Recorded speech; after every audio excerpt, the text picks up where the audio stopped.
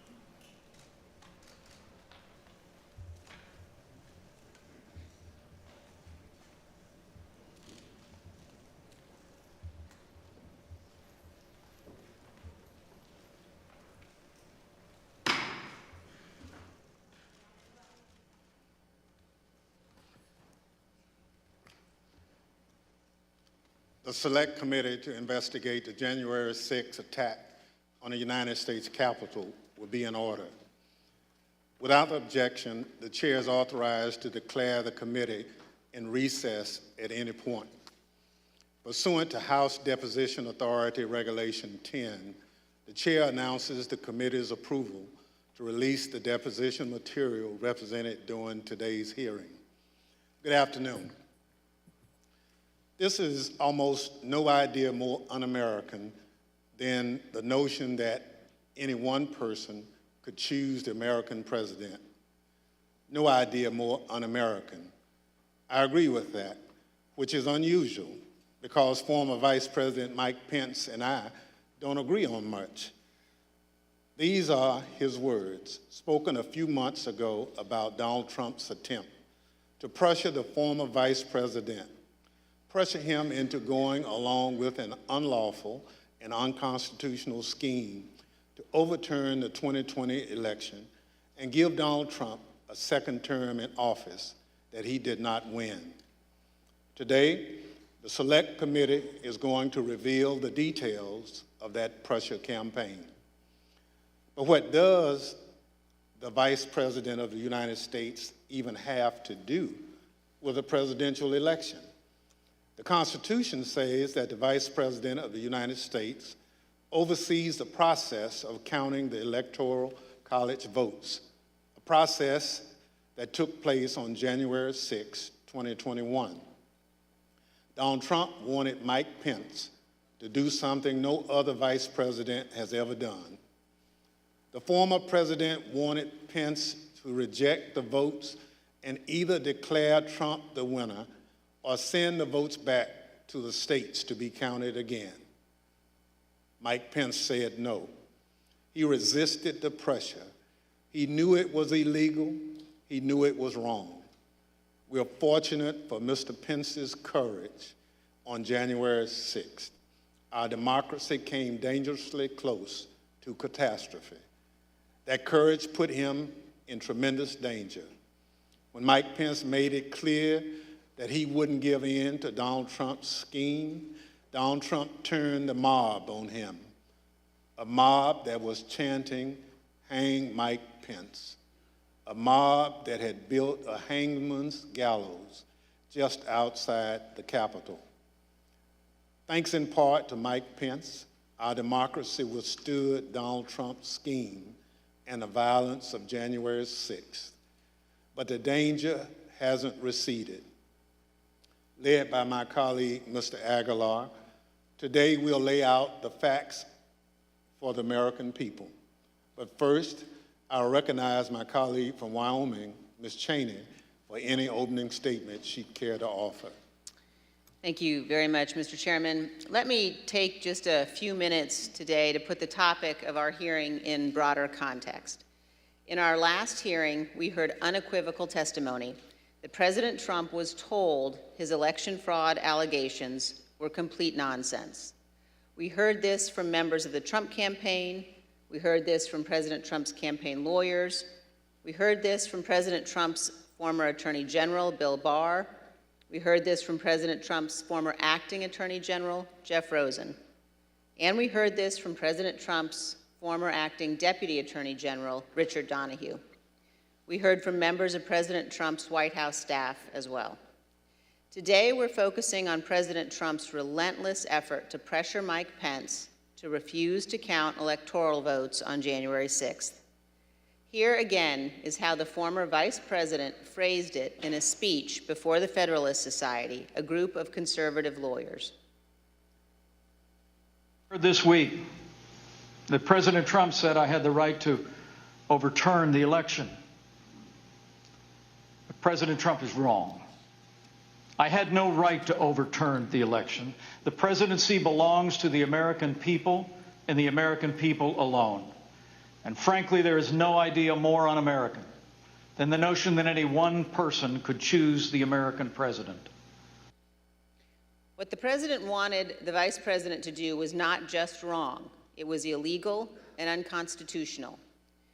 We will hear many details in today's hearing, but please consider these 2 points. First, President Trump was told repeatedly that Mike Pence lacked the constitutional and legal authority to do what President Trump was demanding he do.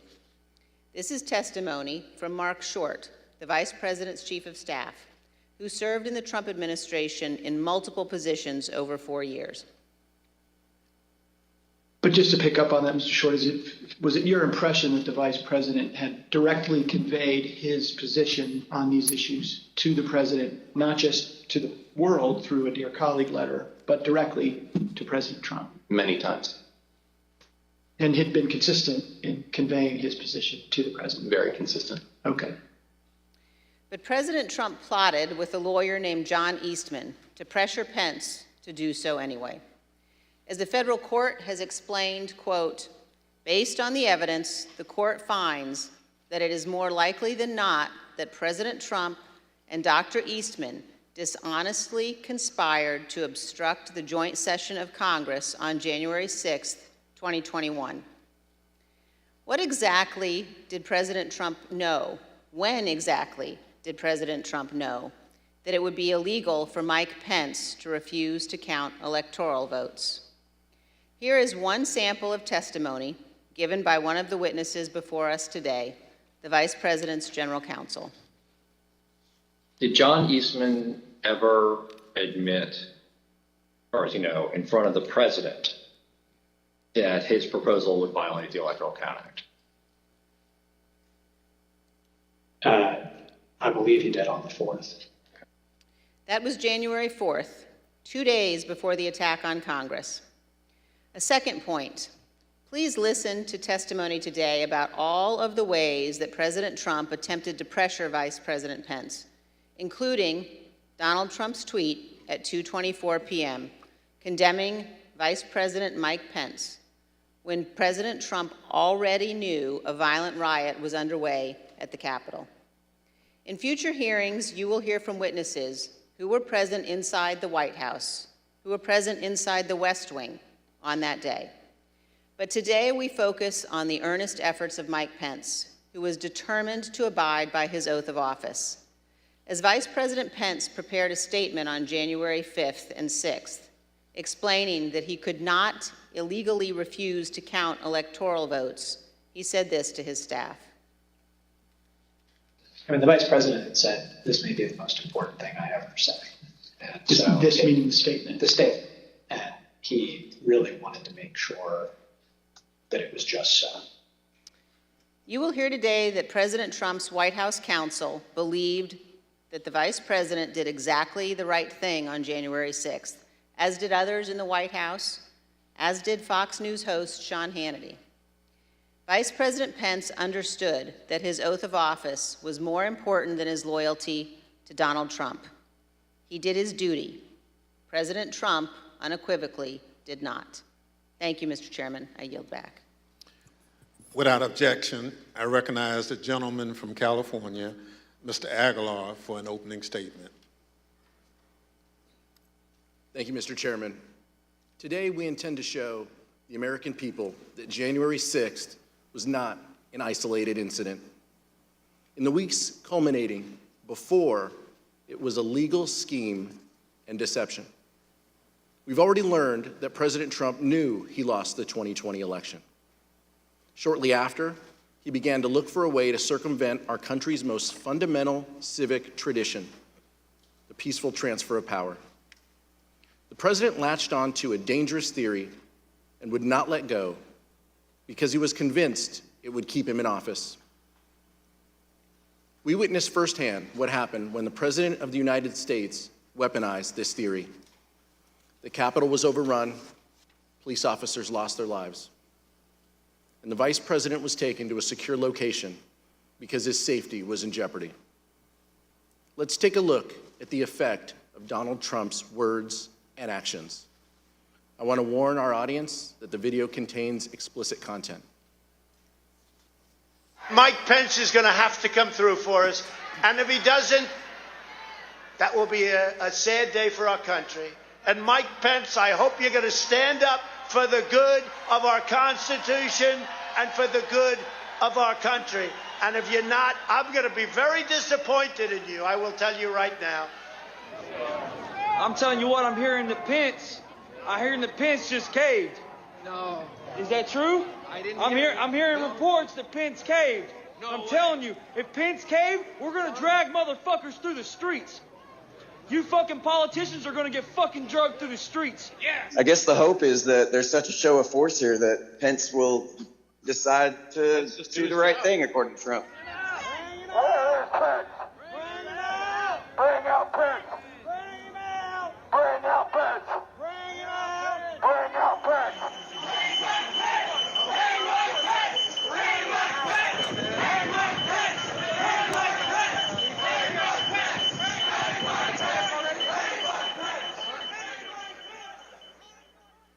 How did we get to this point? How did we get to the point where President Trump's most radical supporters led a violent attack on the Capitol and threatened to hang President Trump's own vice president? You'll hear from witnesses that Donald Trump pressured Mike Pence to adopt a legally and morally bankrupt idea that the vice president could choose who the next president can be. You'll hear about how the vice president, the White House counsel, and others told Donald Trump that the vice president had no such authority. But President Trump would not listen. You'll hear how Vice President Pence withstood an onslaught of pressure from President Trump, both publicly and privately, a pressure campaign that built to a fever pitch with a heated phone call on January 6th. You'll also hear that the president knew there was a violent mob at the Capitol when he tweeted at 2:24 p.m. that the vice president did not have the, quote, courage to do what needed to be done. Let me be clear. Vice President Pence did the right thing that day. He stayed true to his oath to protect and defend the Constitution. I look forward to hearing from our witnesses this afternoon. Mr. Chairman, I yield back. Thank you, Mr. Aguilar. We're honored to have two distinguished witnesses who advised Vice President regarding his role on January 6th. Judge J. Michael Ludwig is one of the leading conservative legal thinkers in the country. He served in administrations of President Ronald Reagan and George H.W. Bush. He was appointed by the latter to serve on the U.S. Court of Appeals for the Fourth Circuit, where he served from 1991 to 2006. He provided critical advice for Vice President Pence regarding the role of the Vice President in the joint session of Congress shortly before that fateful moment. He's written that the Vice President does not have the power to select the next President of the United States. He's also written that contrary theory espoused by one of his own former law clerks was, quote, incorrect at every turn. We're also joined today by one of the people who was with Vice President Pence on January 6th. Greg Jacob was counsel to Vice President Pence. He conducted a thorough analysis of the role of the Vice President in the joint session of Congress under the Constitution, the Electoral Count Act, and 230 years of historical practice. But he also has firsthand information about the attack on the Capitol because he lived through it. He was with the Vice President and his own life was in danger. I will now swear in our witnesses. The witnesses will please stand and raise their right hand. Do you swear or affirm under penalty of perjury that the testimony you're about to give is the truth, the whole truth, and nothing but the truth, so help you God? Thank you. You may be seated. Let the record reflect the witnesses answered in the affirmative. I now recognize myself for questions. In the United States, the people choose our representatives, including the highest official in the land, the President of the United States. The American people did this on November 3rd, 2020. But President Trump did not like the outcome. He did everything he could to change the result of the election. He tried litigation, 62 cases, in fact, and that failed. He tried to pressure state legislatures to reverse the results of the election in their states, but they refused. He tried to enlist the Department of Justice in his efforts to overturn election results, but officials leading the department refused to comply. So eventually, he latched on to a completely nonsensical and anti-democratic theory that one man, his own vice president, could determine the outcome of the election. He wanted the vice president to unilaterally select the president.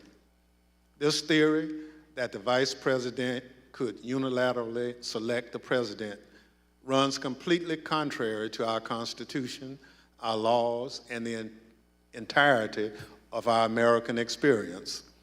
But that didn't matter to President Trump. I would now like to explore how President Trump came to latch on to this ridiculous legal theory that the vice president can select the president of the United States. Mr. Jacob, how did this theory first come to your attention?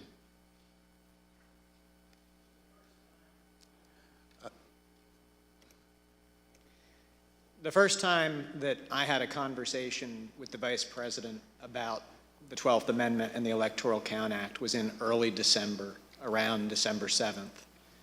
The Vice President called me over to his West Wing office and told me that he had been seeing and reading things that suggested that he had a significant role to play on January 6th in announcing the outcome of the election. He told me that he had been first elected to Congress in 2000 and that one of his earliest memories as a congressman was sitting in on the 2001 certification, and he recalled that Al Gore had gavelled down a number of objections that had been raised to Florida. And he asked me mechanically, how does this work at the joint session? What are the rules? And I told the Vice President that, in fact, I had a fairly good idea of how things work, that actually there aren't rules that govern the joint session, but what there is a provision of the Constitution that's just one sentence long, and then an Electoral Count Act that had been passed in 1887. And I told the Vice President that I could put a memo together for him overnight that would explain the applicable rules. So, Mr. Jacobs, when you looked at this theory, what did you conclude? So we concluded that what you have is a sentence in the Constitution that is inartfully drafted. But the Vice President's first instinct when he heard this theory was that there was no way that our framers, who abhorred concentrated power, who had broken away from the tyranny of George III, would ever have put one person, particularly not a person who had a direct interest in the outcome because they were on the ticket for the election, in a role to have decisive impact on the outcome of the election.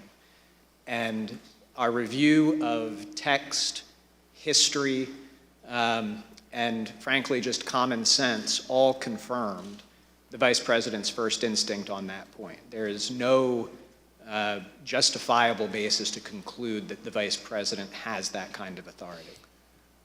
Thank you, Mr. Jacobs. We will hear more today about how, despite this conclusion by you and other top legal advisors, the former president used this discredited theory in his campaign to pressure the vice president to decide the outcome of the presidential election. I now recognize the gentlewoman from Wyoming, Ms. Cheney, for questions. Thank you very much, Mr. Chairman. Judge Ludwig, thank you as well for being here with us today. You issued a very important statement earlier today, which I urge all Americans to read. And I'd like to ask you, Judge, about one of the sentences in your statement and ask if you could explain to us the significance of it. You say, had the Vice President of the United States obeyed the President of the United States, America would immediately have been plunged into what would have been tantamount to a revolution within a paralyzing constitutional crisis. Could you elaborate on that for us, Judge?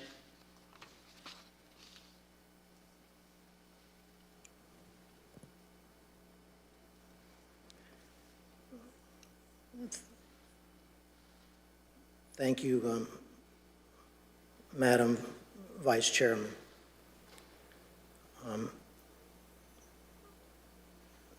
That passage in my statement this morning referenced the most foundational concept in America, which is the rule of law. Thus, as I interpret your question, you were asking about that foundational truth of these United States, which we call America.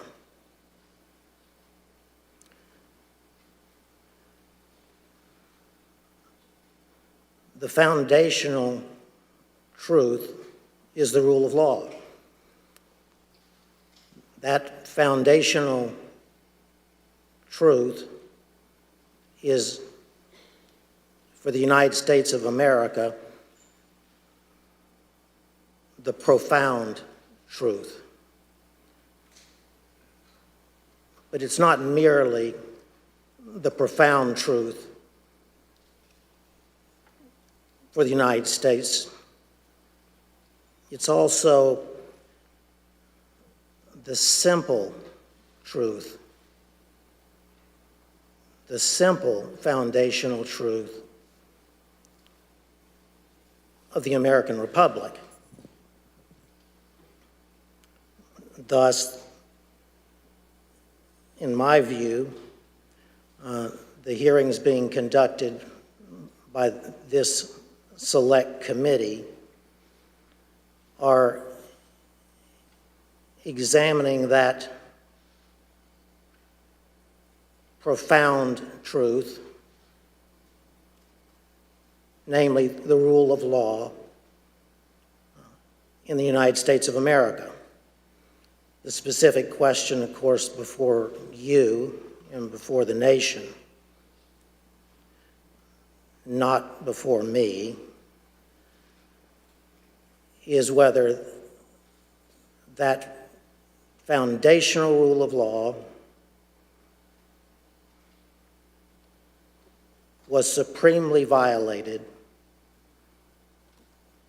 on January 6, 2021. Now, specifically that you asked, Madam Vice Chair, I believe that had Vice President Pence obeyed the orders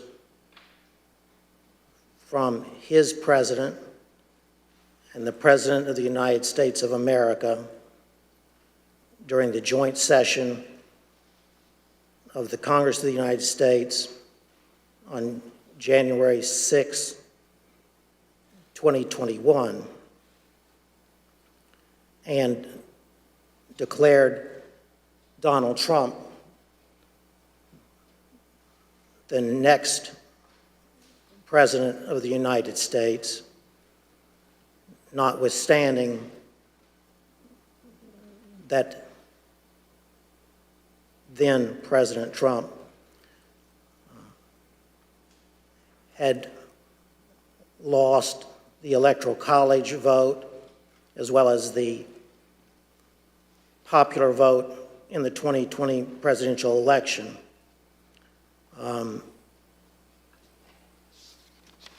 That declaration of Donald Trump as the next president would have plunged America into what I believe would have been tantamount to a revolution within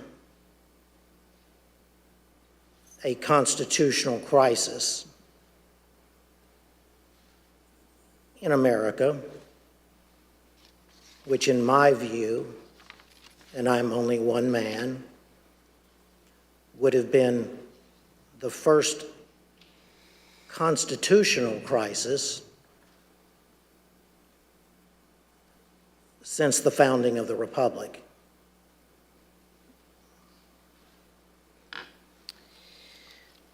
Thank you very much, Judge, for your solemn attention to these issues and for your appearance here today.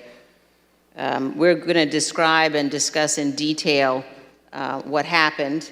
And as we do, I'm going to describe a few of the details now of some of the actions taken by a gentleman named Kenneth Cheeseborough. After the Electoral College met and cast their votes on December 14th, actually the day before they met, Kenneth Cheeseborough sent a memo to Rudy Giuliani, the president's lead outside counsel. Mr. Cheeseborough wrote to Mayor Giuliani that the vice president is charged with, quote, making judgments about what to do if there are conflicting votes, close quote. Mr. Cheeseborough wrote that when the joint session of Congress got to Arizona in the alphabetical list of states, the vice president should not count the Biden votes, quote, because there are two slates of votes. His justification, which we will learn more about in our next hearing, was that a group of Trump supporters in Arizona and other swing states decided to proclaim themselves the true electors for the state, creating two sets of electors, the official electors selected by the state and a group of fake electors. This document was ordered to be produced to the Select Committee by a federal district court judge. As you will see on the screen shortly, Judge David Carter wrote, quote, the draft memo pushed a strategy that knowingly violated the Electoral Count Act. The judge concluded that, quote, the memo is both intimately related to and clearly advanced the plan to obstruct the joint session of Congress on January 6, 2021. A few days later, Professor John Eastman took up this cause. Eastman was at the time a law professor at Chapman University Law School. He prepared a memo outlining the nonsensical theory that the vice president could decide the outcome of the election at the joint session of Congress on January 6th. You will see portions of this memo on the screen. In the first line, he wrote, quote, 7 states have transmitted dual slates of electors to the President of the Senate. But Dr. Eastman goes on to rely on those so-called dual slates of electors to say that Vice President Pence could simply declare President Trump the winner of the 2020 election. Mr. Jacob, were there in fact dual slates of electors from 7 states? No, there were not. And just a few days after that, Dr. Eastman wrote another memo, this one, quote, wargaming out several scenarios. He knew the outcome he wanted, and he saw a way to go forward if he simply pretended that fake electors were real. You will see that memo up on the screen now.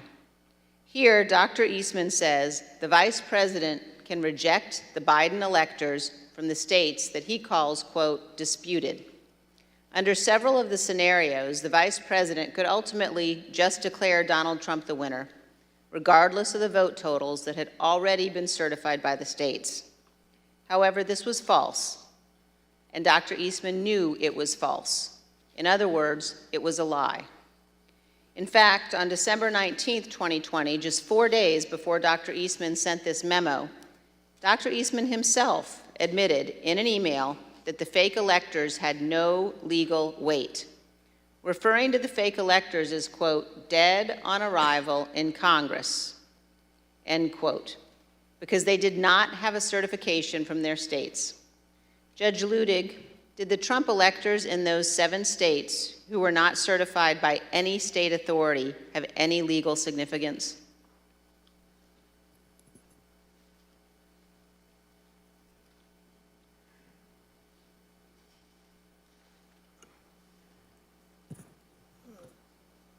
Congresswoman, there was no support whatsoever in either the Constitution of the United States nor the laws of the United States for the Vice President, frankly, ever to count alternative electoral slates from the states that had not been officially certified by the designated state official in the Electoral Count Act of 1887. I did notice in the passage from Mr. Eastman's memorandum, and I took a note on it, and correct me if I'm wrong, but he said in that passage that there was both legal authority as well as historical precedent. I do know what Mr. Eastman was referring to when he said that there was historical precedent for doing so. He was incorrect. There was no historical precedent from the beginning of the founding in 1789 that even as mere historical precedent, as distinguished from legal precedent, would support the possibility of the Vice President of the United States quote, counting alternative electoral slates that had not been officially certified to the Congress pursuant to the Electoral Count Act of 1887.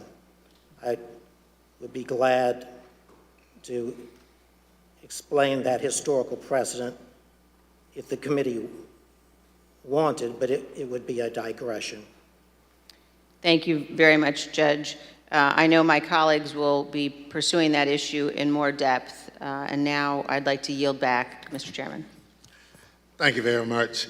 Pursuant to Section 5C8 of House Resolution 503, the chair recognizes the gentleman from California, Mr. Aguilar, and staff counsel, Mr. John Wood, for questioning. Thank you, Mr. Chairman. We're fortunate to have a bipartisan staff. Senior Investigative Counsel John Wood previously served as United States Attorney in Missouri under President George W. Bush. He and I will share today's lines of questioning. Mr. Wood? Thank you, Mr. Aguilar. Judge Ludwig, I had the incredible honor of serving as one of your law clerks. Another person who did was John Eastman.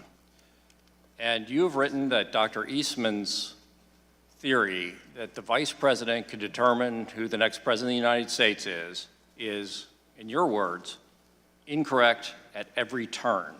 Could you please explain briefly your analysis?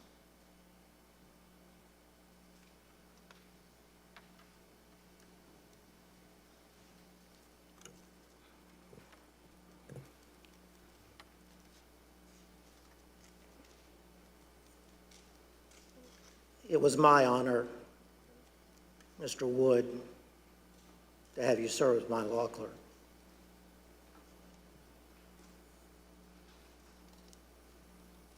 I could answer that question perfectly if I had at my disposal either Mr. Eastman's tweet or my own analytical tweet of September 21st, but I don't. But that said, let me try to remember the analysis of Mr. Eastman's analysis. And Judge, I can read to you and to the audience, I think what was a really key passage from your very insightful analysis when you wrote, "I believed that Professor Eastman was incorrect at every turn of the analysis in his January 2nd memorandum, beginning with his claim that there were legitimate competing slates of electors presented from 7 states, and you've already addressed that issue.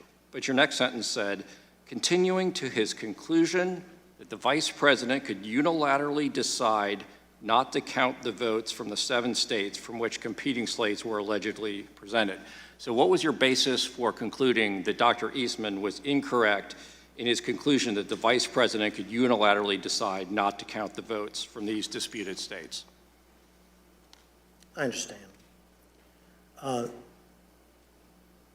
As I previously stated in response to Congresswoman Cheney, there was no basis in the Constitution or laws of the United States at all for the theory espoused by Mr. Eastman. At all. None. With all respect to my co-panelist, he said, I believe in partial response to one of the Select Committee's questions, that the single sentence in the 12th Amendment was, he thought, inartfully written. That single sentence is not inartfully written. It was pristine clear that the President of the Senate on January 6th, the incumbent Vice President of the United States, had little substantive constitutional authority, if any, at all. The 12th Amendment, the single sentence that Mr. Jacob refers to, says in substance that following the transmission of the certificates to the Congress of the United States and under the Electoral Count Act of 1887, the Archivist of the United States, that the presiding officer shall open the certificates in the presence of the Congress of the United States in joint session. It then says unmistakably, not even that the Vice President himself shall count the electoral votes. It clearly says merely that the electoral count votes shall then be counted. It was the Electoral Count Act of 1887 that that filled in, if you will, the simple words of the 12th Amendment in order to construct for the country a process for the counting of the sacred process for the counting of the electoral votes from the states, that neither our original Constitution nor even the 12th Amendment had done. The irony, if you will, is that from its founding until 1887, when Congress passed the Electoral Count Act, the nation had been in considerable turmoil during at least 5 of its presidential elections, beginning as soon thereafter from the founding as 1800. So it wasn't for almost 100 years later until the Electoral Count Act was passed. So that's why, in my view, that piece of legislation is not only a work in progress for the country, but at this moment in history, an important work in progress that needs to take place. That was long-winded, I understand. Well, Judge Ludwig, at the risk of oversimplifying for the non-lawyers who are watching, is it fair to say that the 12th Amendment basically says 2 things happen? The Vice President opens the certificates and the electoral votes are counted. Is it that straightforward?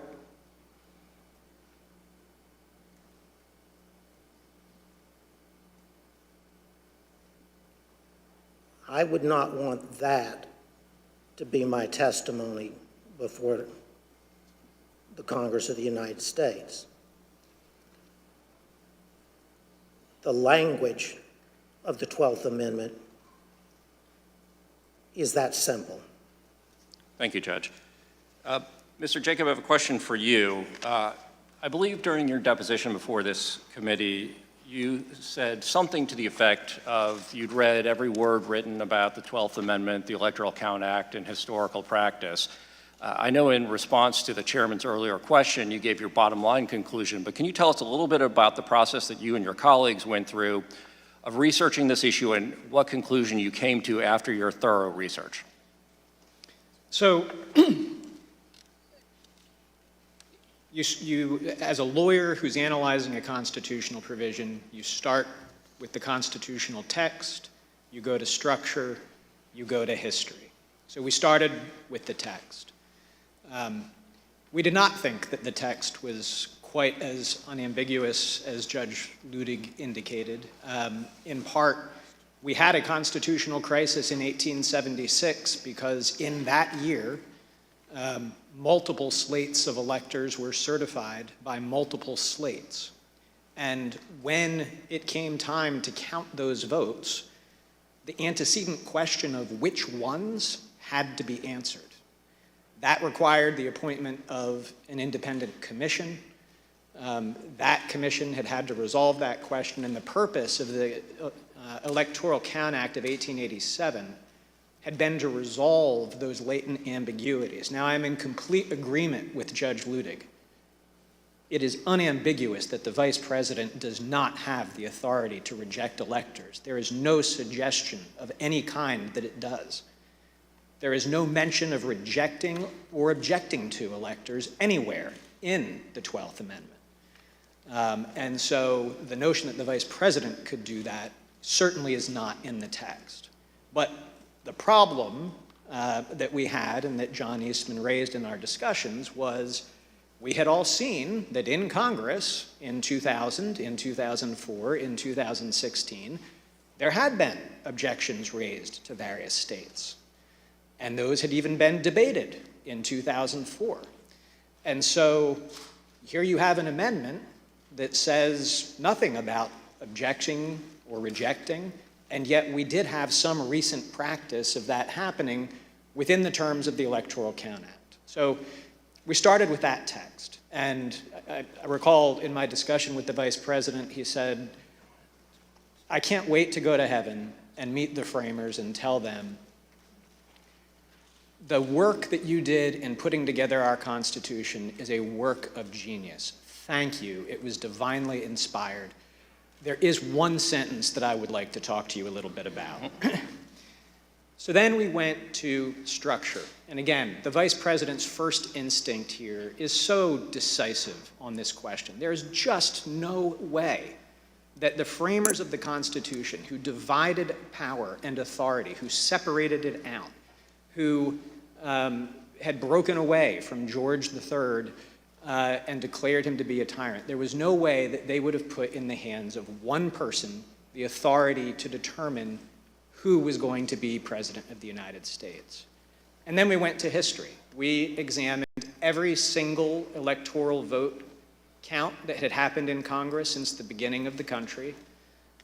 We examined the Electoral Count Act. We examined practice under the Electoral Count Act. And critically, no vice president in 230 years of history had ever claimed to have that kind of authority, hadn't claimed authority to reject electoral votes, had not claimed authority to return electoral votes back to the states. In the entire history of the United States, not once had a joint session ever returned electoral votes back to the states to be counted. And in the crisis of 1876, Justice Bradley of the United States Supreme Court, who supplied the decisive final vote on that commission, had specifically looked at that question and said, first, the Vice President clearly doesn't have authority to decide anything, and by the way, also does not have authority to conduct an investigation by sending things back out for a public look at things. So the history was absolutely decisive, and again, part of my discussion with Mr. Eastman was, if you were right, don't you think Al Gore might have liked to have known in 2000 that he had authority to just declare himself President of the United States? Did you think that the Democrat lawyers just didn't think of this very obvious quirk that he could use to do that? And of course, he acknowledged Al Gore did not and should not have had that authority at that point in time. But so text, structure, history, I think what we had was some ambiguous text that common sense and structure would tell you the answer cannot possibly be that the Vice President has that authority. As the committee already played the Vice President's remarks, there is almost no idea more un-American than the notion that any one person would choose the American president. And then unbroken historical practice for 230 years that the Vice President did not have such an authority. Thank you. I reserve the remainder of my time. Mr. Jacob, you weren't the only one who knew that the legal theory was wrong, though. Here's what various advisors to the president thought about that theory. You've been clear repeatedly with Mr. Meadows about you and the Vice President having a different view about his authority on January 6th. I believe I had. Did Mr. Meadows ever explicitly or tacitly agree with you or say, yeah, that makes sense, or okay?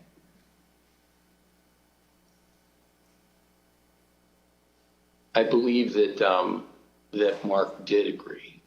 What makes you say that? I believe that's what he told me. But as I mentioned, I think Mark had told so many people so many different things that it was not something that that I would necessarily accept as, okay, well, that means that's resolved. I see. Tell me more what he told you on this topic. Well, I think it was that, the Vice President doesn't have any broader role. And I think he was understanding of that. So despite the fact that he may have said other things to the president or others, to you, he said he understands the Vice President has no role. Yes. Okay. Did he say that to you several times? A couple times. Mm-hmm. Before January 6th? Yes.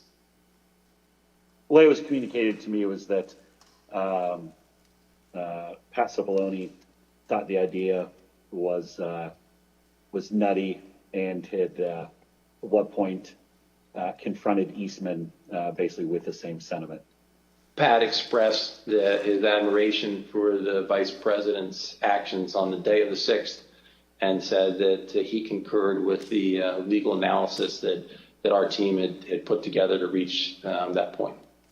It made no sense to me that in all the protections that were built into the Constitution for a president to get elected and steps that had to be taken, that the power to choose the next president would be sitting with the vice president.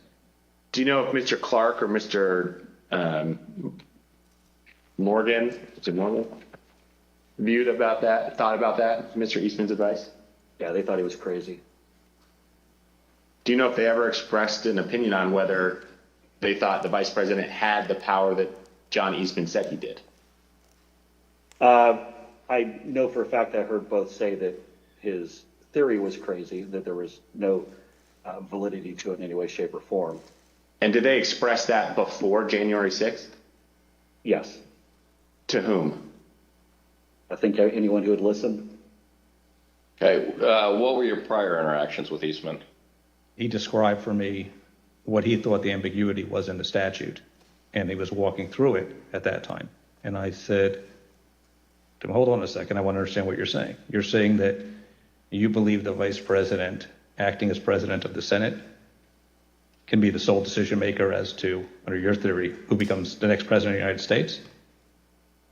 And he said, yes. And I said, are you out of your effing mind?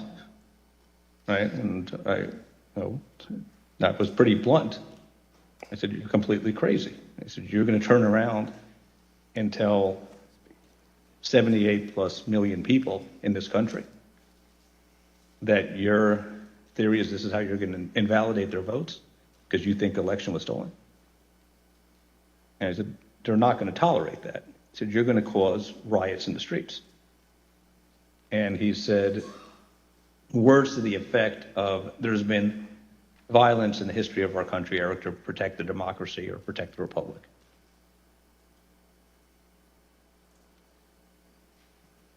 In fact, there was a risk that the lawyers in the White House counsel's office would resign. For example, Fox News host Sean Hannity expressed concern that the entire White House counsel's office could quit. As you can see from these texts,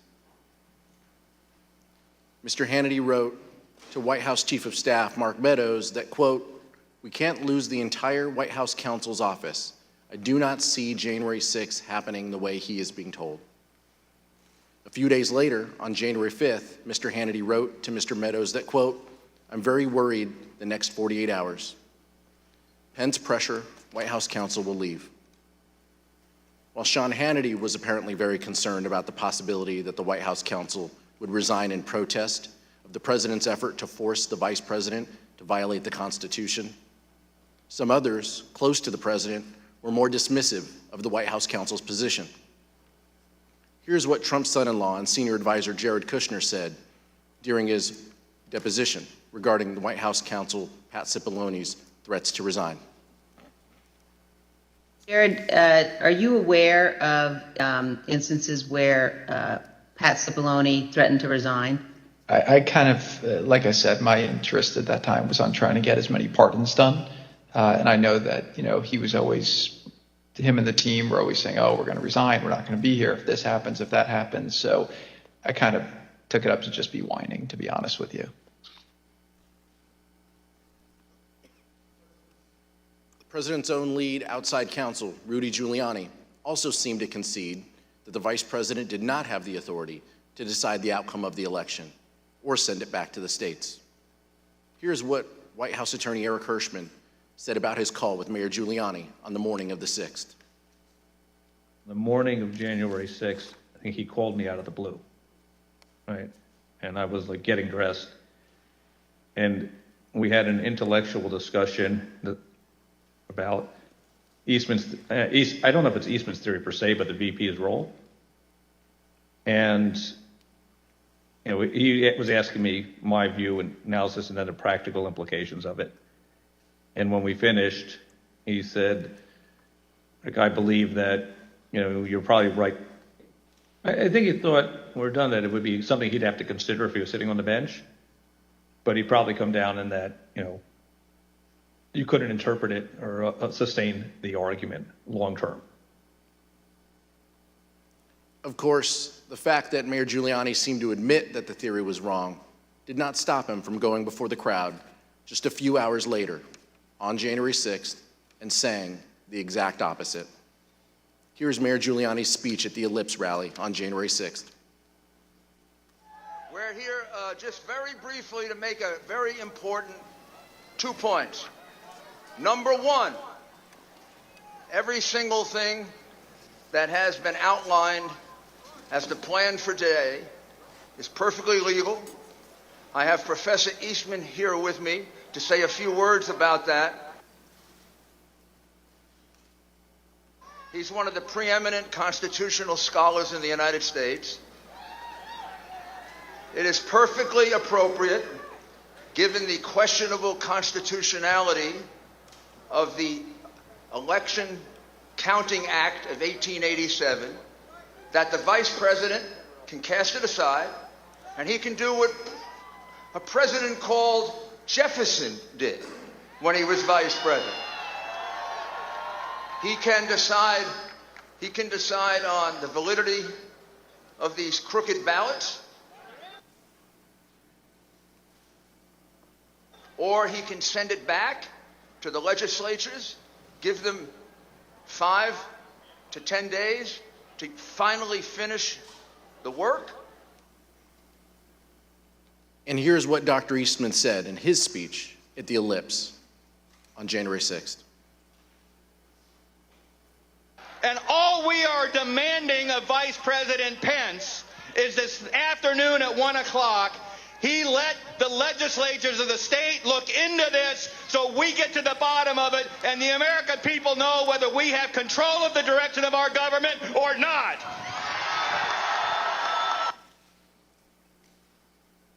Even Dr. Eastman knew his theory didn't hold water. Mr. Jacob, you discussed and even debated this theory at length with Dr. Eastman. Did Dr. Eastman ever tell you what he thought the U.S. Supreme Court would do if it had to decide this issue? Yes. We had an extended discussion, an hour and a half to 2 hours on January 5th. And when I pressed him on the point, I said, John, if the Vice President did what you were asking him to do, we would lose 9-0 in the Supreme Court, wouldn't we? And he initially started it, well, I think maybe you would lose only 7-2. And after some further discussion, acknowledged, well, yeah, you're right, we would lose 9-0. I appreciate that. In our investigation, the Select Committee has obtained evidence suggesting that Dr. Eastman never really believed his own theory. Let me explain. On the screen, you can see a draft letter to the President from October 2020. In this letter, an idea was proposed that the Vice President could determine which electors to count at the joint session of Congress. But the person writing in blue eviscerates that argument. The person who wrote the comments in blue wrote, quote, "The 12th Amendment only says that the President of the Senate opens the ballots in the joint session and then, in the passive voice, that the votes shall then be counted." The comments in blue further state, "Nowhere does it suggest that the President of the Senate gets to make the determination on his own." Judge Ludwig, does it surprise you that the author of those comments in blue was in fact John Eastman?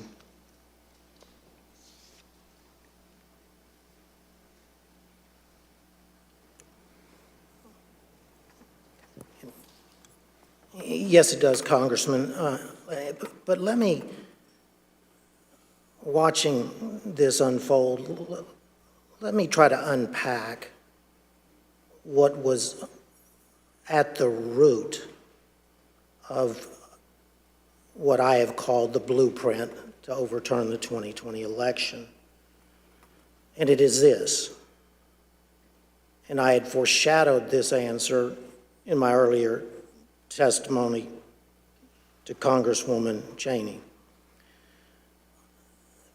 Mr. Eastman, from the beginning, said to the President that there was both legal as well as historical precedent for the Vice President to overturn the election. And what we've heard today, I believe, is what happened within the White House and elsewhere as all the players led by Mr. Eastman, got wrapped around the axle by the historical evidence claim by Mr. Eastman.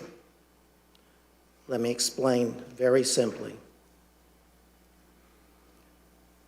This is what I said would require a digression that I would be glad to undertake if you wished. In short, if I had been advising the Vice President of the United States on January 6th, and even if then Vice President Jefferson and even then Vice President John Adams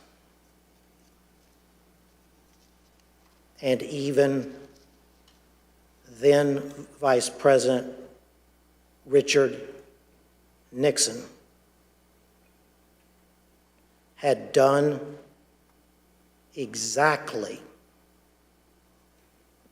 what the President of the United States wanted his Vice President to do.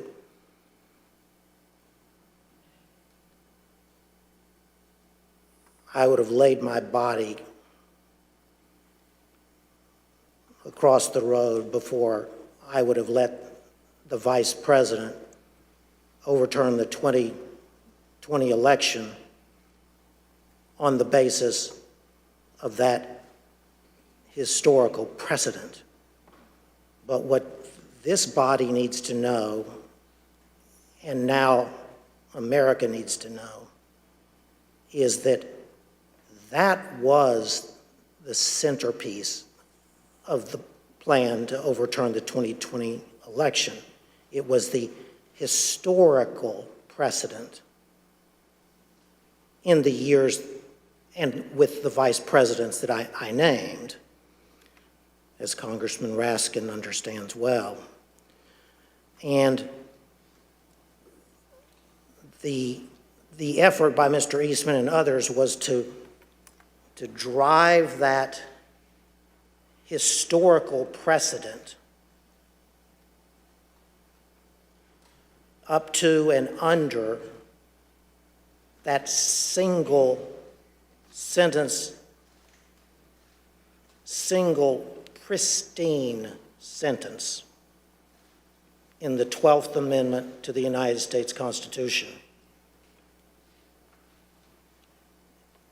taking advantage of, if you will, what many have said is the inartful wording of that sentence in the 12th Amendment. Scholars before 2020 would have used that historical precedent to argue not that Vice President Pence could overturn the 2020 election by accepting non-certified state electoral votes, but they would have made arguments as to some substantive, not merely procedural, authority possessed by the Vice President of the United States on the statutorily prescribed day for counting the Electoral College votes. This is constitutional mischief. Judge, I think that's a good point, and I think it kind of begs the question that if the Vice President had this power to determine the outcome of a presidential election, why hasn't it ever been used before? Why hasn't that ever happened? Why hasn't a Vice President simply rejected the outcome of an election and declared someone else the winner? And instead, as the chairman mentioned in his opening, for over 2 centuries, Vice Presidents have presided over the joint sessions of Congress in a purely ceremonial role. This even includes, as Mr. Jacob mentioned, Vice President Al Gore. For those of us who are old enough to remember, the 2000 election came down to one state, Florida. There were weeks of recounts and litigation after the election, and Al Gore conceded. Of course, Al Gore was vice president at the time, but he never suggested that he could simply declare himself the winner of the 2000 election when he presided over the counting of the electoral votes. Let's hear what Vice President Gore said when he described the situation he faced in 2000. Importance of the United States of America in all of human history. In Lincoln's phrase, we still are the last best hope of humankind. And the choice between one's own disappointment in your personal career and upholding the noble traditions of America's democracy is a pretty easy choice when it comes down to it. Mr. Jacob, did Dr. Eastman say whether he would want other vice presidents such as Al Gore after the 2000 election or Kamala Harris after the 2024 election to have the power to decide the outcome of the election? So this was one of the many points that we discussed on January 5th. He had come into that meeting trying to persuade us that there was some validity to his theory. I viewed it as my objective to persuade him to acknowledge he was just wrong. And I thought this had to be one of the most powerful arguments. I mean, John, back in 2000, you weren't jumping up and saying Al Gore had this authority to do that. You would not want Kamala Harris to be able to exercise that kind of authority in 2024 when I hope Republicans will win the election, and I know you hope that too, John. And he said, absolutely. Al Gore did not have a basis to do it in 2000.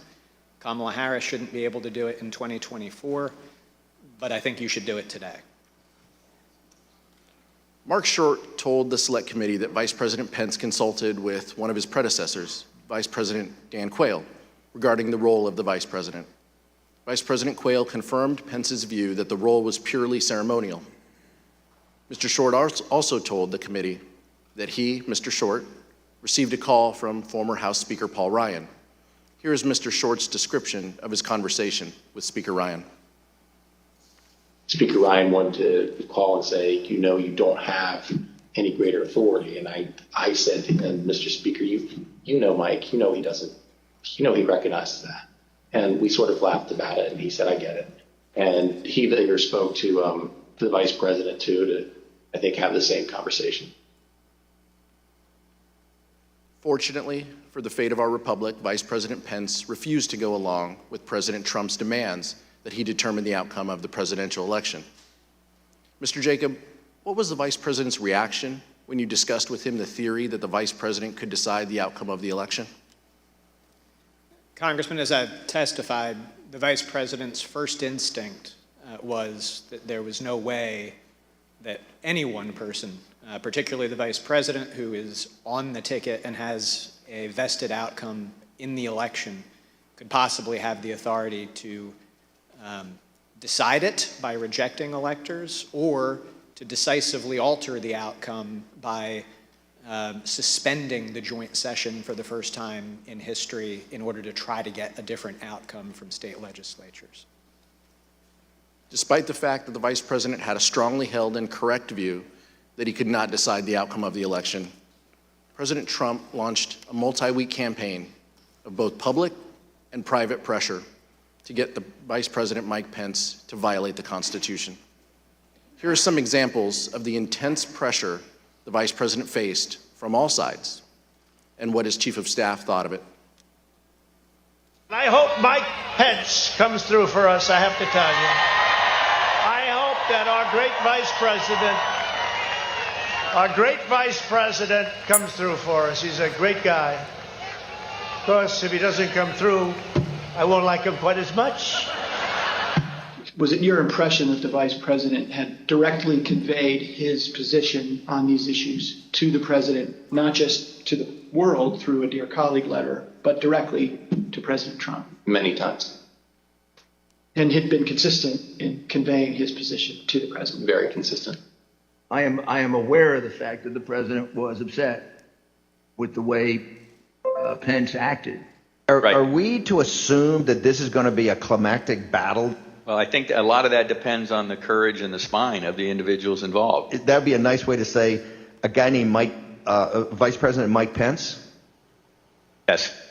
I think we've been clear as to what the vice president's role was. I think the vice president been clear with the president. I think I've been clear with Mark Meadows. I think the vice president is going to throw down tomorrow and do the right thing because, Lou, like I said before, this is a time for choosing. People are going to look back at this moment tomorrow and remember where every single one of their elected officials were. Did they vote for the rule of law and getting these elections right, or did they give it away to the Democrats and the people who cheated and stole their way through this election? Definitely in the, when I got back into town, as talk say like the 5th and the 6th, the president was, all the attention was on what Mike would do or what Mike wouldn't do.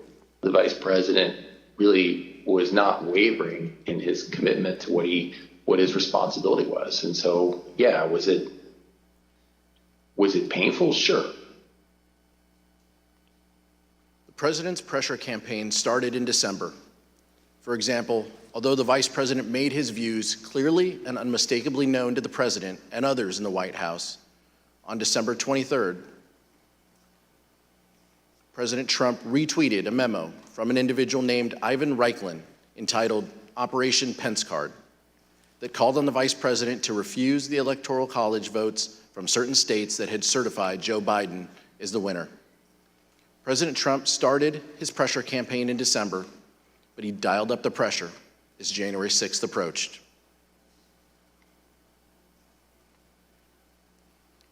The testimony we have received in our investigation indicates that by the time January 4th arrived, President Trump had already engaged in a, quote, multi-week campaign to pressure the vice president to decide the outcome of the election. This had included private conversations between the two leaders, Trump's tweets, and at least one meeting with members of Congress. We understand that the vice president started his day on January 4th with a rally in Georgia for the Republican candidates in the U.S. Senate runoff. When the vice president returned to Washington, he was summoned to meet with the president regarding the upcoming joint session of Congress. Mr. Jacob, who attended that meeting?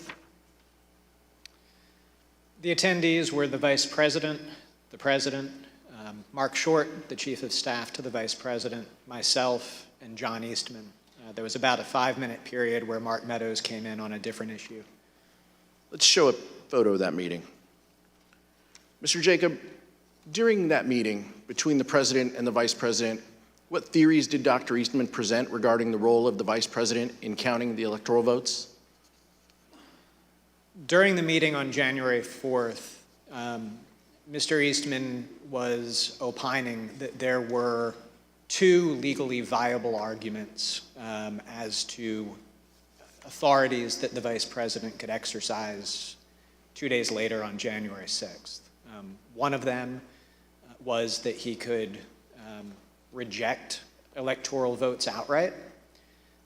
The other was that he could use his capacity as presiding officer to suspend the proceedings and declare essentially a 10-day recess during which states that he deemed to be disputed, there was a list of 5 to 7 states that the exact number changed from conversation to conversation, but that the vice president could sort of issue a demand to the state legislatures in those states to re-examine the election and declare who had won each of those states. So he said that both of those were legally viable options.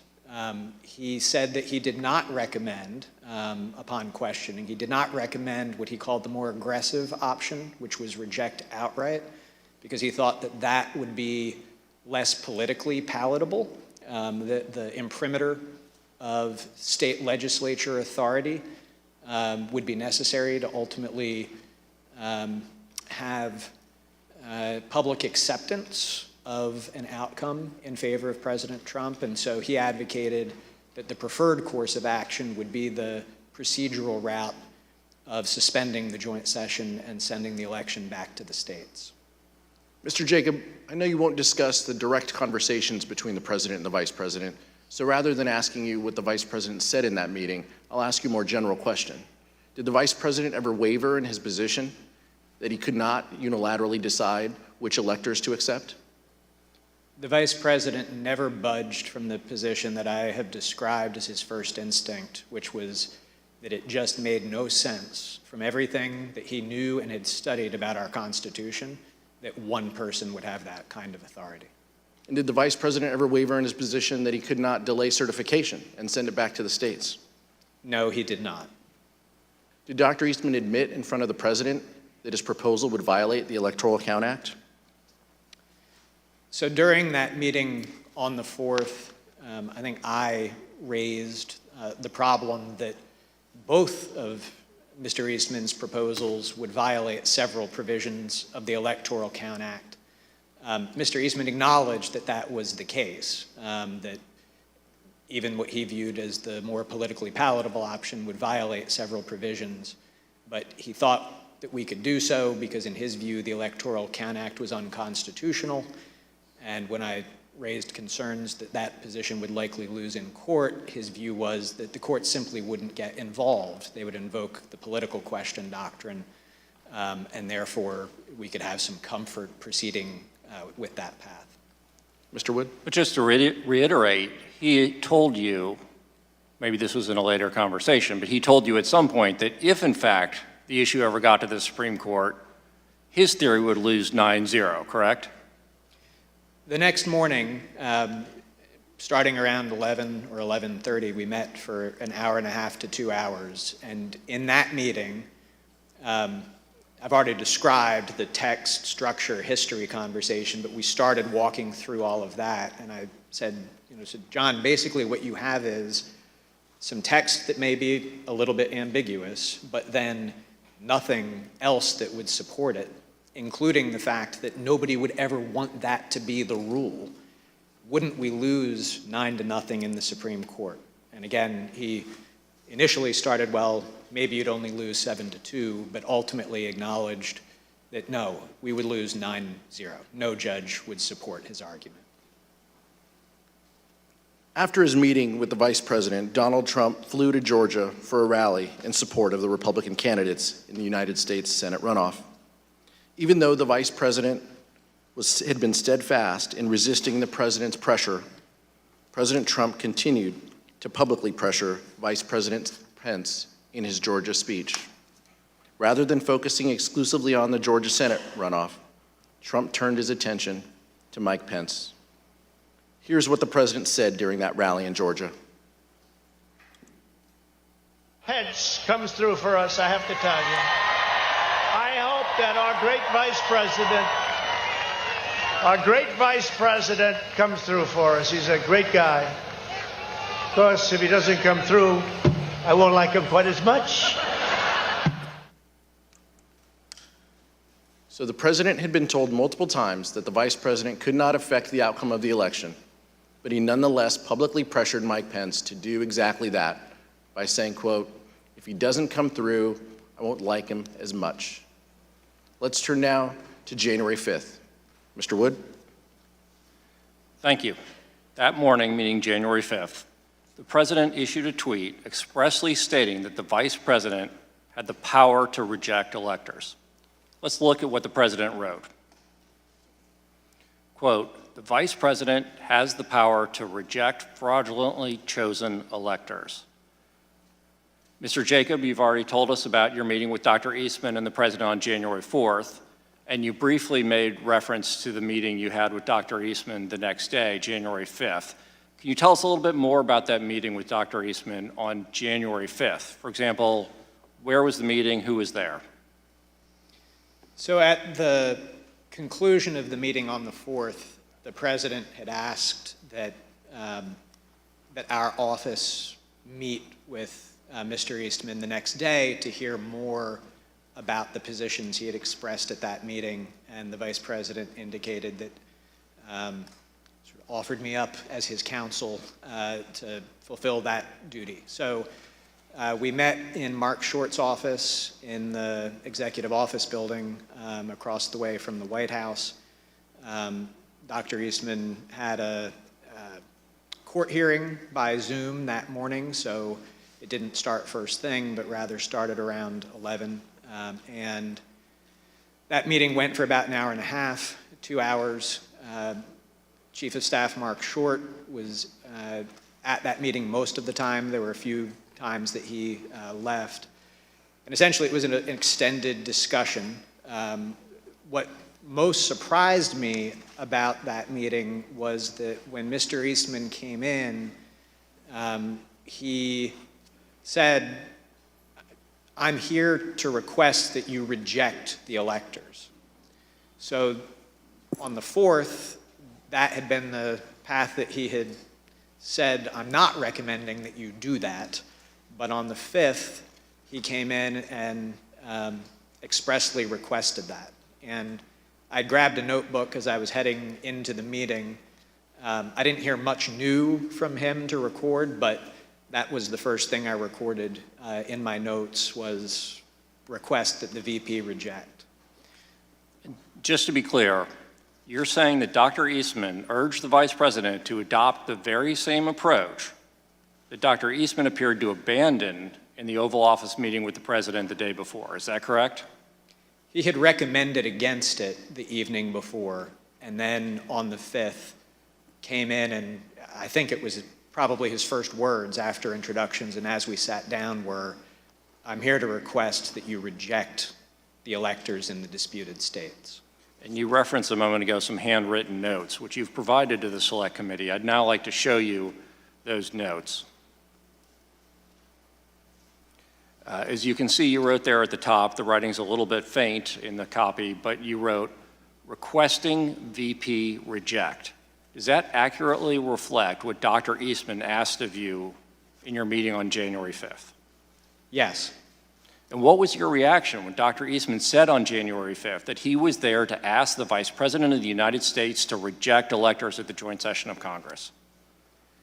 I was surprised because I had viewed it as sort of one of the key concessions that we had secured the night before from Mr. Eastman that that he was not recommending that we do that.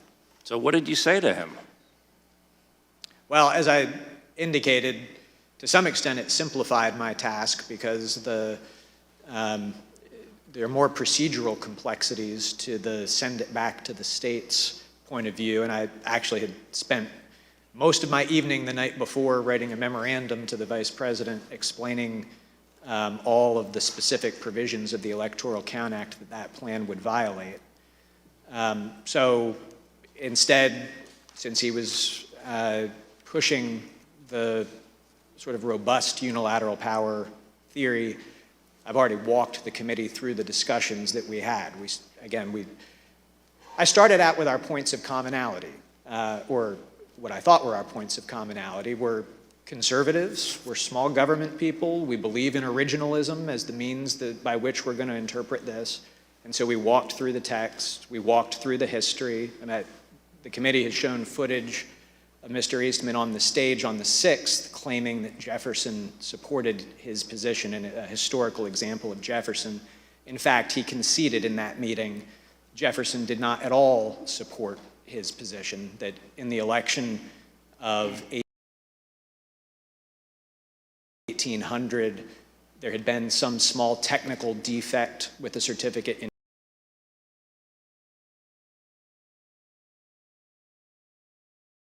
Georgia. It was absolutely undisputed that Jefferson had won Georgia. Jefferson did not assert that he had any authority to reject electors. He did not assert that he had any authority to resolve any issue.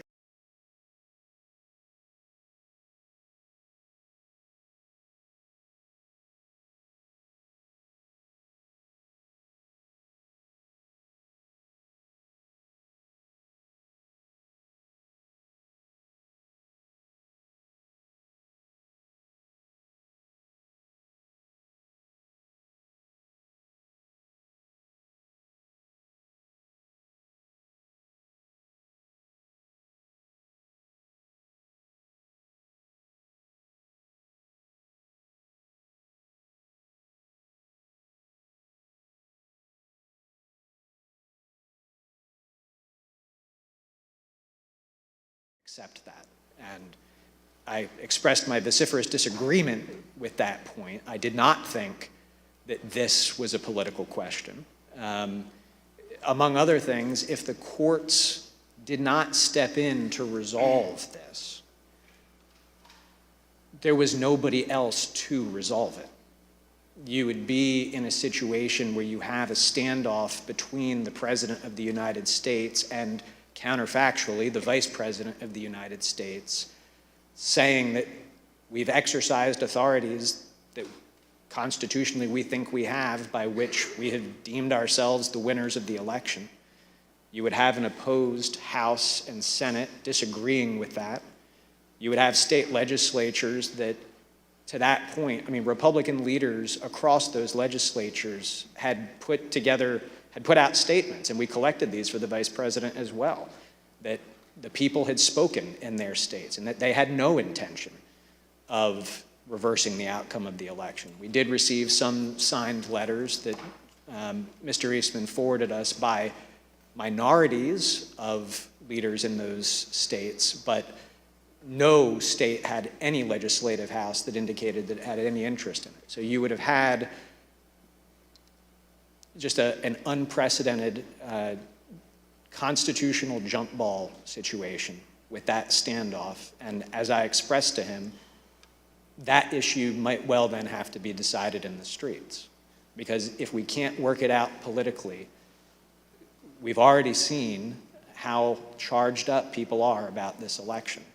And so it would be a disastrous situation to be in. So I said, I think the courts will intervene. I do not see a commitment in the Constitution of the question whether the Vice President has that authority to some other actor to resolve.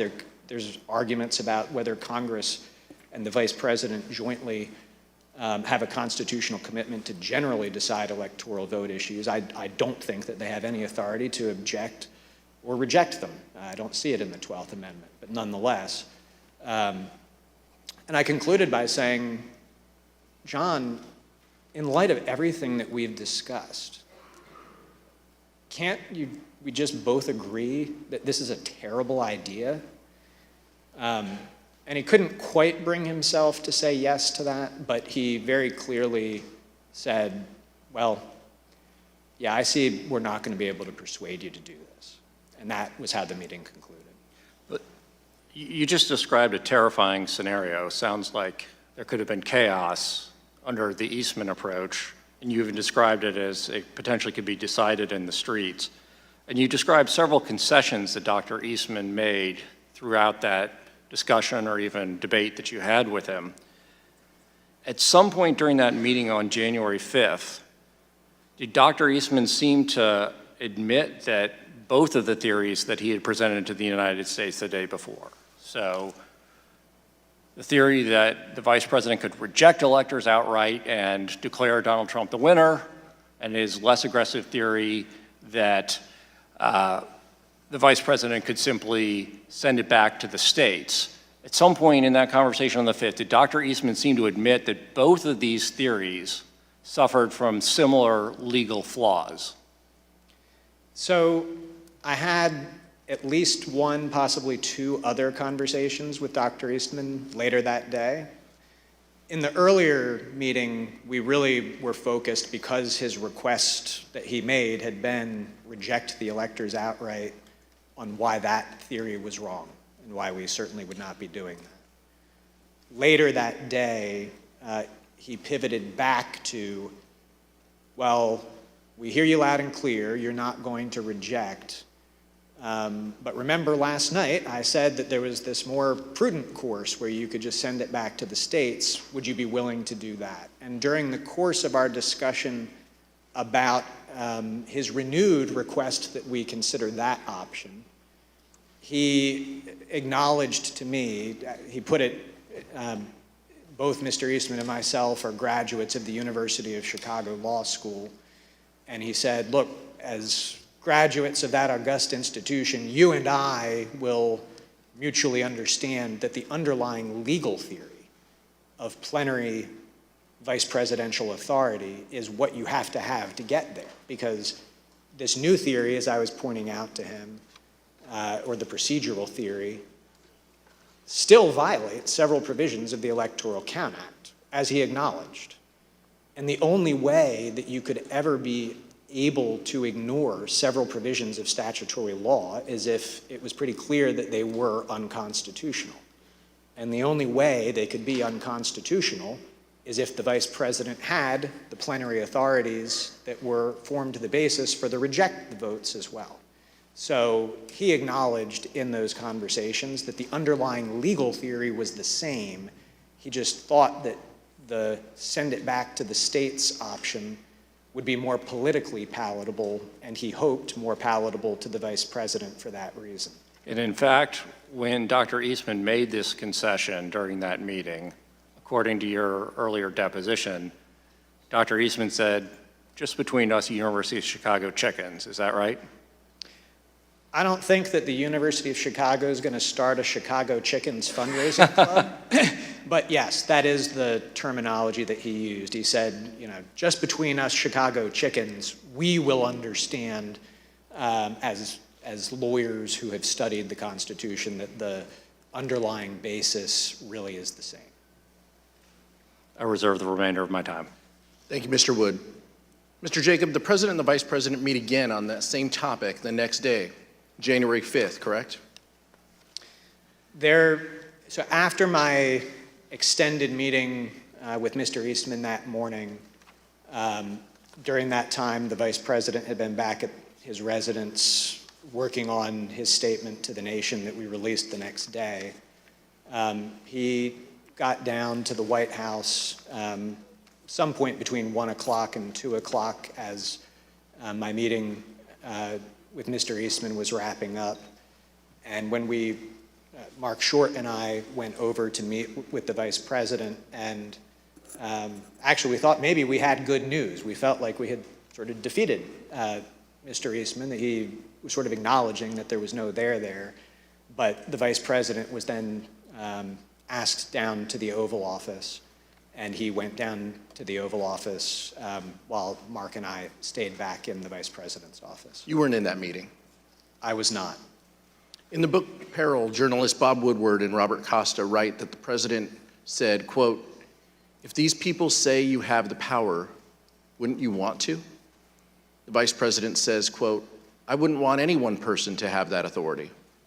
The president responds, "But wouldn't it almost be cool to have that power?" The vice president is reported to have said, "No, look, I've read this, and I don't see a way to do it. We've exhausted every option. I've done everything I could and then some to find a way around this. It's simply not possible. My interpretation is no." To which the president says, "No, no, no. You don't understand, Mike. You can do this. I don't want to be your friend anymore if you don't do this." We asked Mark Short about this during his deposition. An understanding that I would have in other conversations with the vice president, he articulated to me that no, he wouldn't want that power bestowed upon any one person.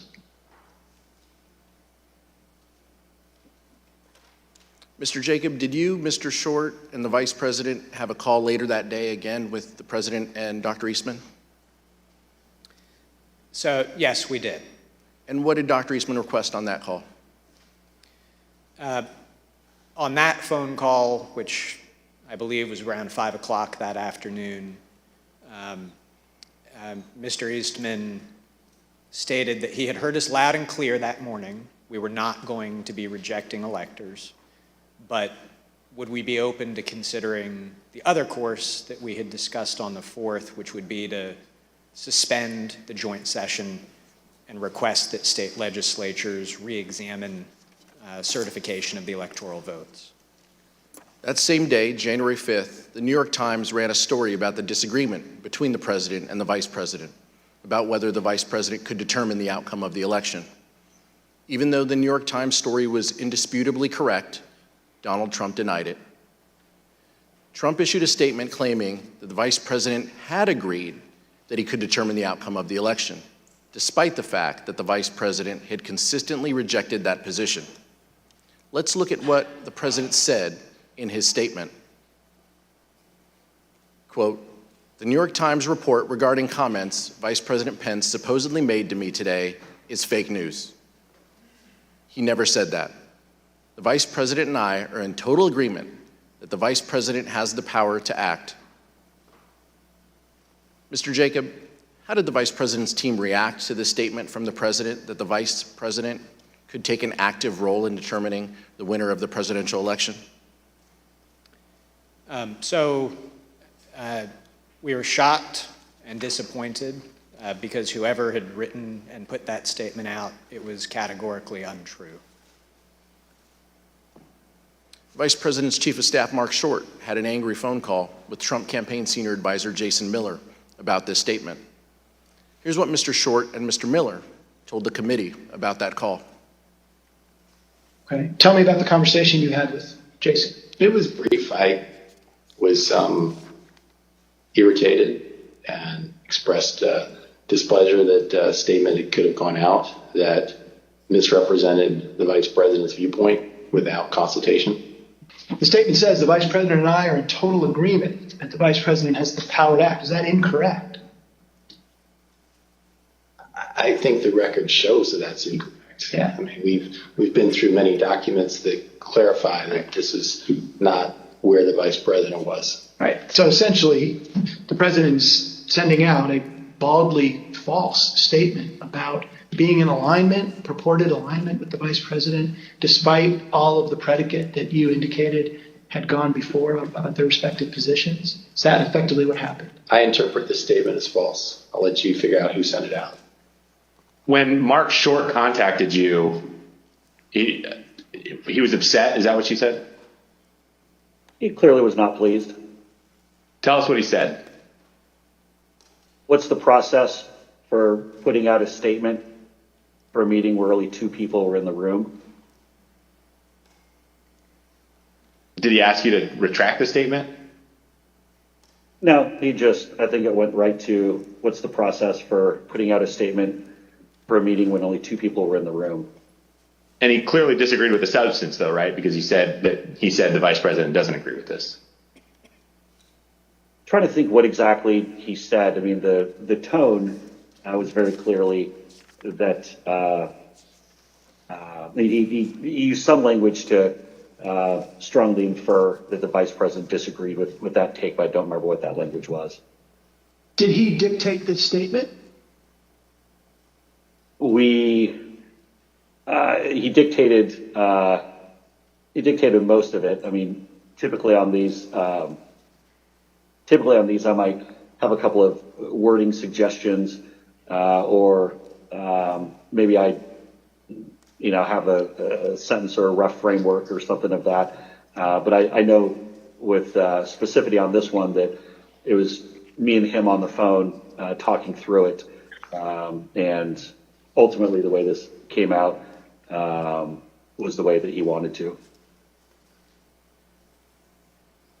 The dispute between the President and the Vice President had grown to the point where the Vice President's Chief of Staff, Mark Short, was concerned that the President could, in Mr. Short's words, quote, lash out at the Vice President on January 6th. In fact, Mr. Short was so concerned about it that he talked with the head of the Vice President's Secret Service detail on January 5th. Here's Mr. Short. Concern was for the Vice President's security, and so I wanted to make sure the head of the Vice President's Secret Service was aware that that likely, as these disagreements became more public, that the President would lash out in some way. After the recess, we will hear that Mark Short's concerns were justified. The Vice President was in danger. Mr. Chairman, I reserve. Pursuant to the order of the committee of today, the chair declares the committee in recess for a period of approximately 10 minutes.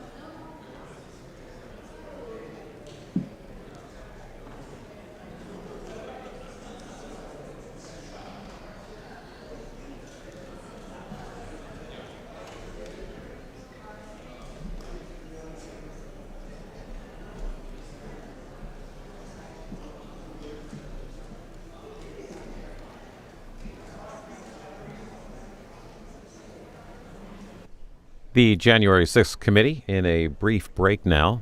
This first portion lasting about an hour 42 minutes. So there's a 10-minute break here, and our live coverage will continue. Members have been focusing on how former President Trump may have tried to pressure Vice President Pence into not certifying the 2020 presidential election results. Congressman Pete Aguilar leading the execution of this session. Live coverage, again, will continue when they reconvene shortly here on C-SPAN 3. And a reminder that the January 6th committee hearings and all C-SPAN programming is brought to you as a public service by the cable industry and these television companies, including Sparklight, WOW, and Verizon Fios. And again, reminding you that if you do have to step away from your TV today, you can continue watching the hearing on the go with C-SPAN Now, our free mobile video app.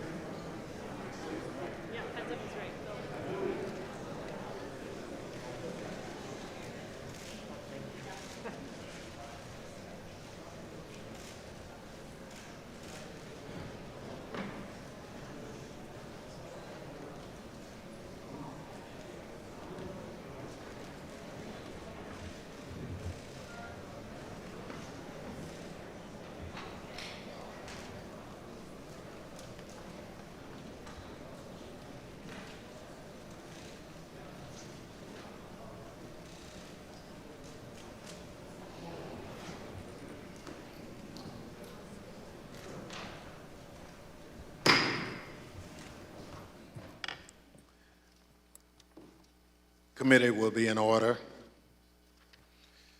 Gentleman from California, Mr. Aguilar, is recognized. I'd now like to turn to the events of January 6, 2021, which turned out to be a fateful day in our nation's history.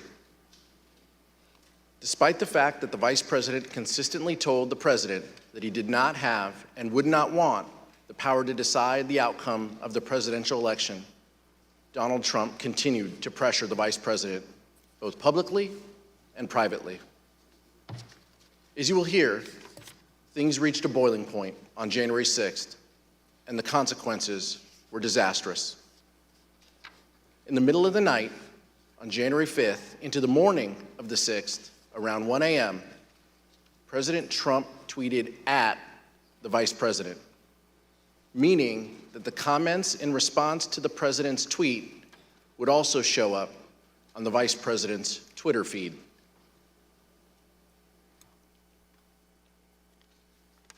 The tweet stated that the Vice President could, quote, come through for us and send it back to the states. Then around 8 a.m. on January 6th, President Trump again tweeted, this time to say that the Vice President could send it back to the states and, quote, we win, and that this is the time for extreme courage.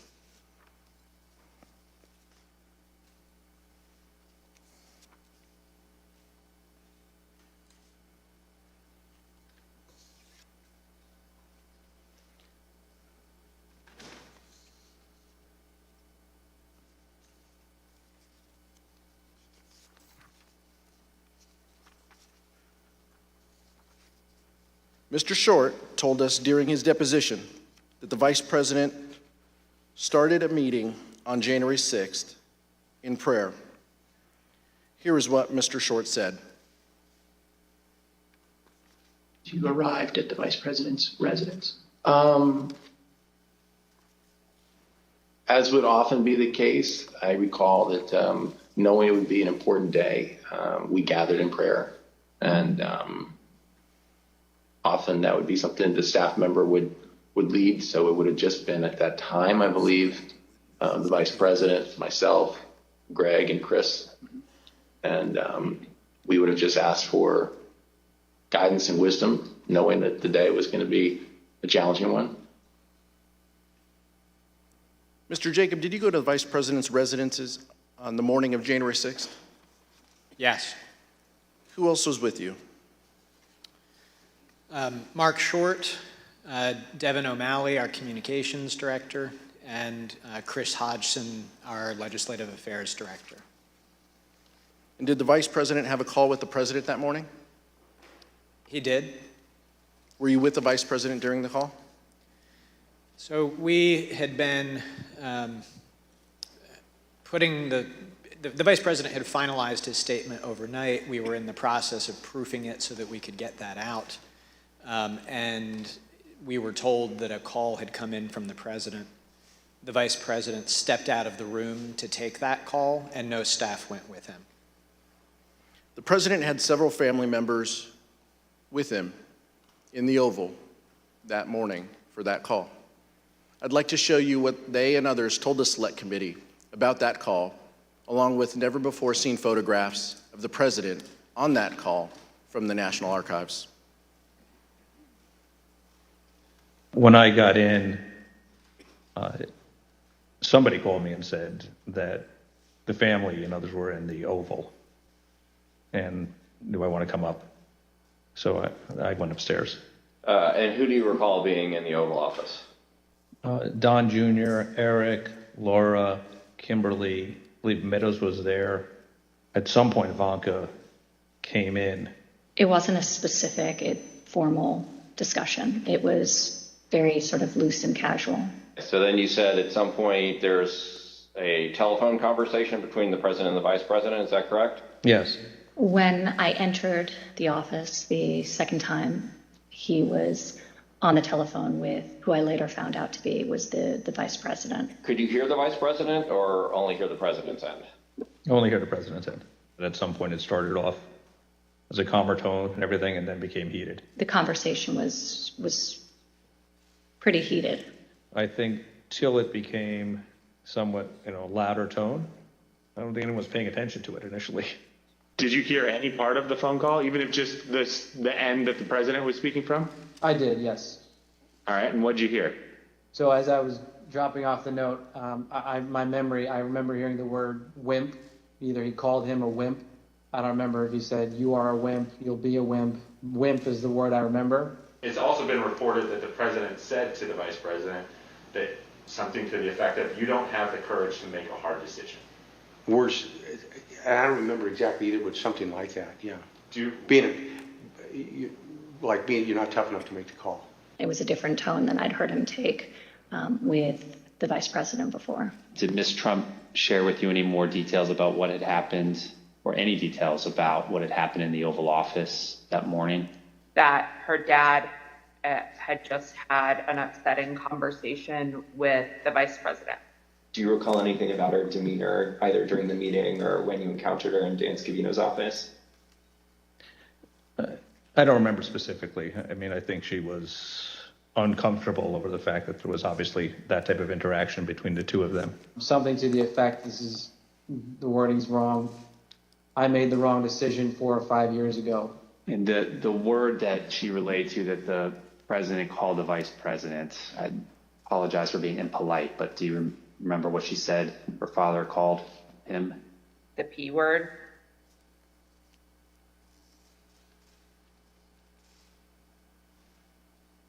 Mr. Jacob, how would you describe the demeanor of the vice president following that call with the president? When he came back into the room, I'd say that he was steely, determined, grim. Of course, the most dangerous part of what Donald Trump did on January 6th was what he did himself. As will be discussed in detail in a future hearing, our investigation found that early drafts of the January 6th ellipse speech prepared for the president included no mention of the vice president. But the president revised it to include criticism of the vice president and then further ad-libbed. Here is what the president said on January 6th after his call with Vice President Pence. I hope Mike is going to do the right thing. I hope so. I hope so. Because if Mike Pence does the right thing, we win the election. All Vice President Pence has to do is send it back to the states to recertify. And we become president, and you are the happiest people.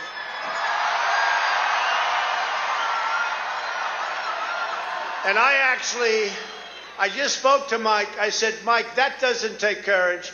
What takes courage is to do nothing. That takes courage. And then we're stuck with a president who lost the election by a lot, and we have to live with that for 4 more years. We're just not going to let that happen. And Mike Pence is going to have to come through for us. And if he doesn't, that will be a sad day for our country. And they want to recertify their votes. They want to recertify. But the only way that can happen is if Mike Pence agrees to send it back. So I hope Mike has the courage to do what he has to do. And I hope he doesn't listen to the rhinos and the stupid people that he's listening to. Of course, we all know what happened next. The president's words had an effect. President Trump's supporters became angry. When the vice president issued his public letter, the crowd at the Capitol erupted in anger. The rioters who had erected makeshift gallows began chanting, "Hang Mike Pence." Testimony in our investigation has made clear what the target of the rioters' ire was: Vice President Mike Pence. The rioters breached the Capitol at 2:13 p.m.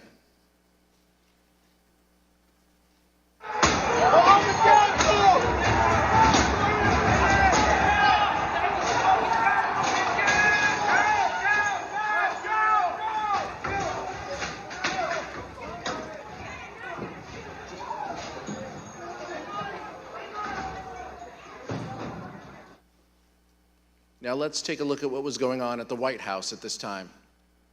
We received testimony that the President's Chief of Staff, Mark Meadows, was notified of the violence at the Capitol by 2 p.m., and likely earlier. The testimony further establishes that Mr. Meadows quickly informed the President and that he did so before the President issued his 2:24 p.m. tweet criticizing Vice President Pence for not having, quote, courage to do what needed to be done. Here is what the President wrote in his 2:24 p.m. tweet while the violence at the Capitol was going on. And here is what the rioters thought.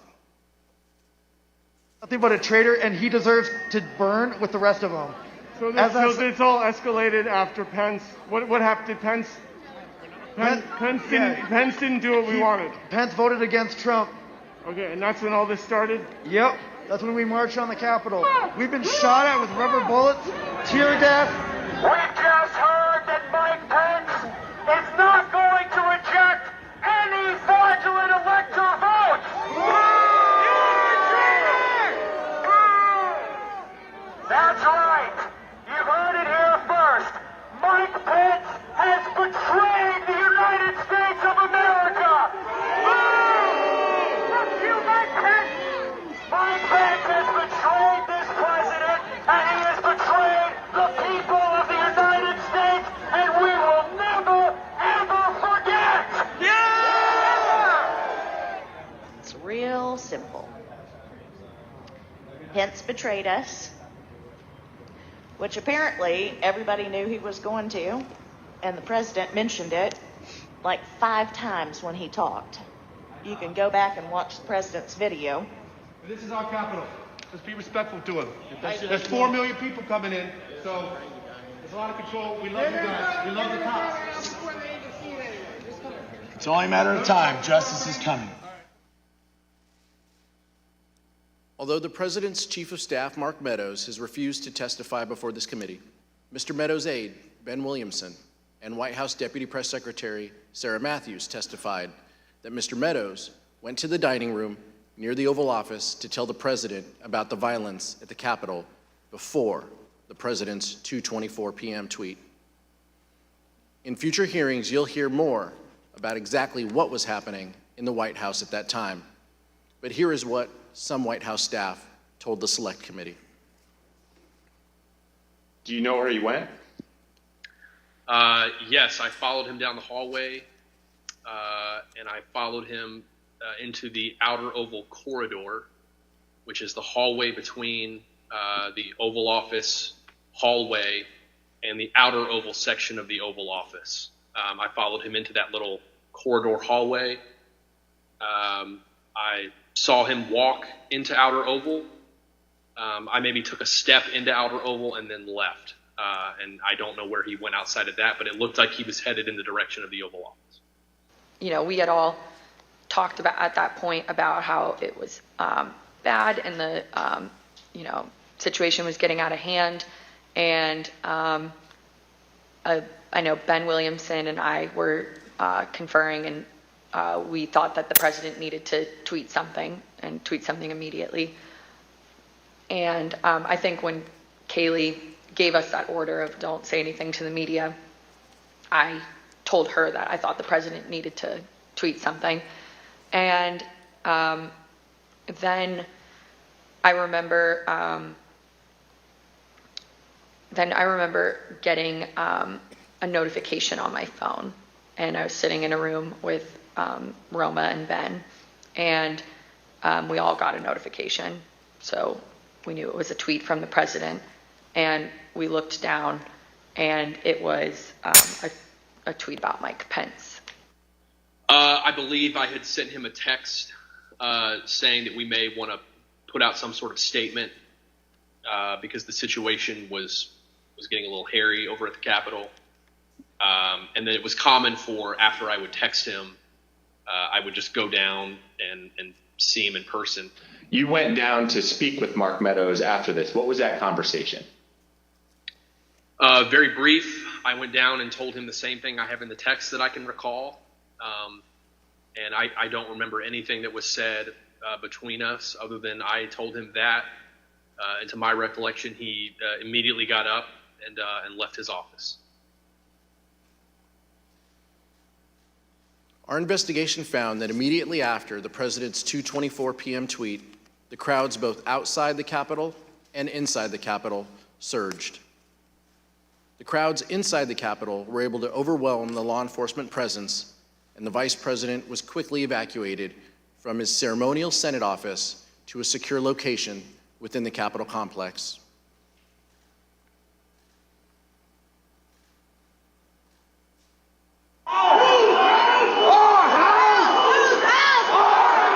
By 2:24 p.m., the Secret Service had moved Vice President Pence from the Senate chamber to his office across the hall. The noise from the rioters became audible, at which point we recognized that maybe they had gotten into the building. Then, President Trump tweeted, "Mike Pence didn't have the courage to do what should have been done to protect our country and our Constitution, giving states a chance to certify a corrected set of facts, not the fraudulent or inaccurate ones which they were asked to previously certify. USA demands the truth." It was clear that it was escalating and escalating quickly. So then when that tweet, the Mike Pence tweet, was sent out, I remember us saying that that was the last thing that needed to be tweeted at that moment. The situation was already bad, and so it felt like he was pouring gasoline on the fire by tweeting that. 30 seconds later, rioters already inside the Capitol opened the East Rotunda door just down the hall. And just 30 seconds after that, rioters breached the crypt, one floor below the vice president. The Secret Service couldn't control the situation and do their job of keeping him safe. At 2:26 p.m., Secret Service rushed Vice President Pence down the stairs. I think they've been trying to figure out whether they had a clear route to get us to wherever it was that they wanted to move us to. We moved pretty quickly down the stairs and through various hallways and tunnels to the secure location. Upon arriving there was further discussion as to whether or not we were going to leave the Capitol complex or stay where we were. Vice President Pence and his team ultimately were led to a secure location where they stayed for the next 4.5 hours, barely missing rioters a few feet away. Approximately 40 feet. That's all there was. 40 feet between the vice president and the mob. Mr. Jacob, you were there, seeing that for the first time. Does it surprise you to see how close the mob was to the evacuation route that you took? The 40 feet is the distance from me to you, roughly. I could hear the din of the rioters in the building while we moved, but I don't think I was aware that they were as close as that. Make no mistake about the fact that the vice president's life was in danger. A recent court filing by the Department of Justice explains that a confidential informant from the Proud Boys told the FBI that the Proud Boys would have killed Mike Pence if given a chance.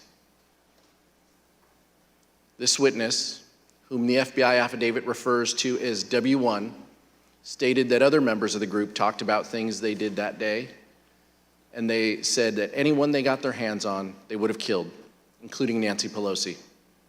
W1 further stated that members of the Proud Boys said that they would have killed Mike Pence if given a chance.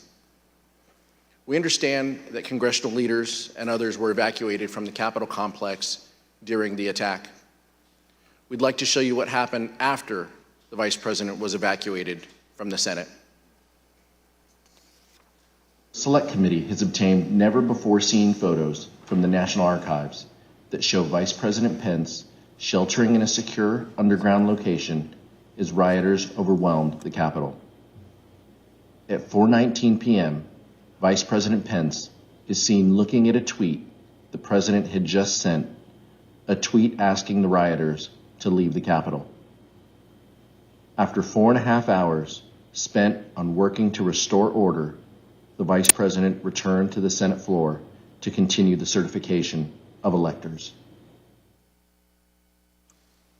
So Vice President Pence was a focus of the violent attack. Mr. Jacob, did the Vice President leave the Capitol complex during the attack?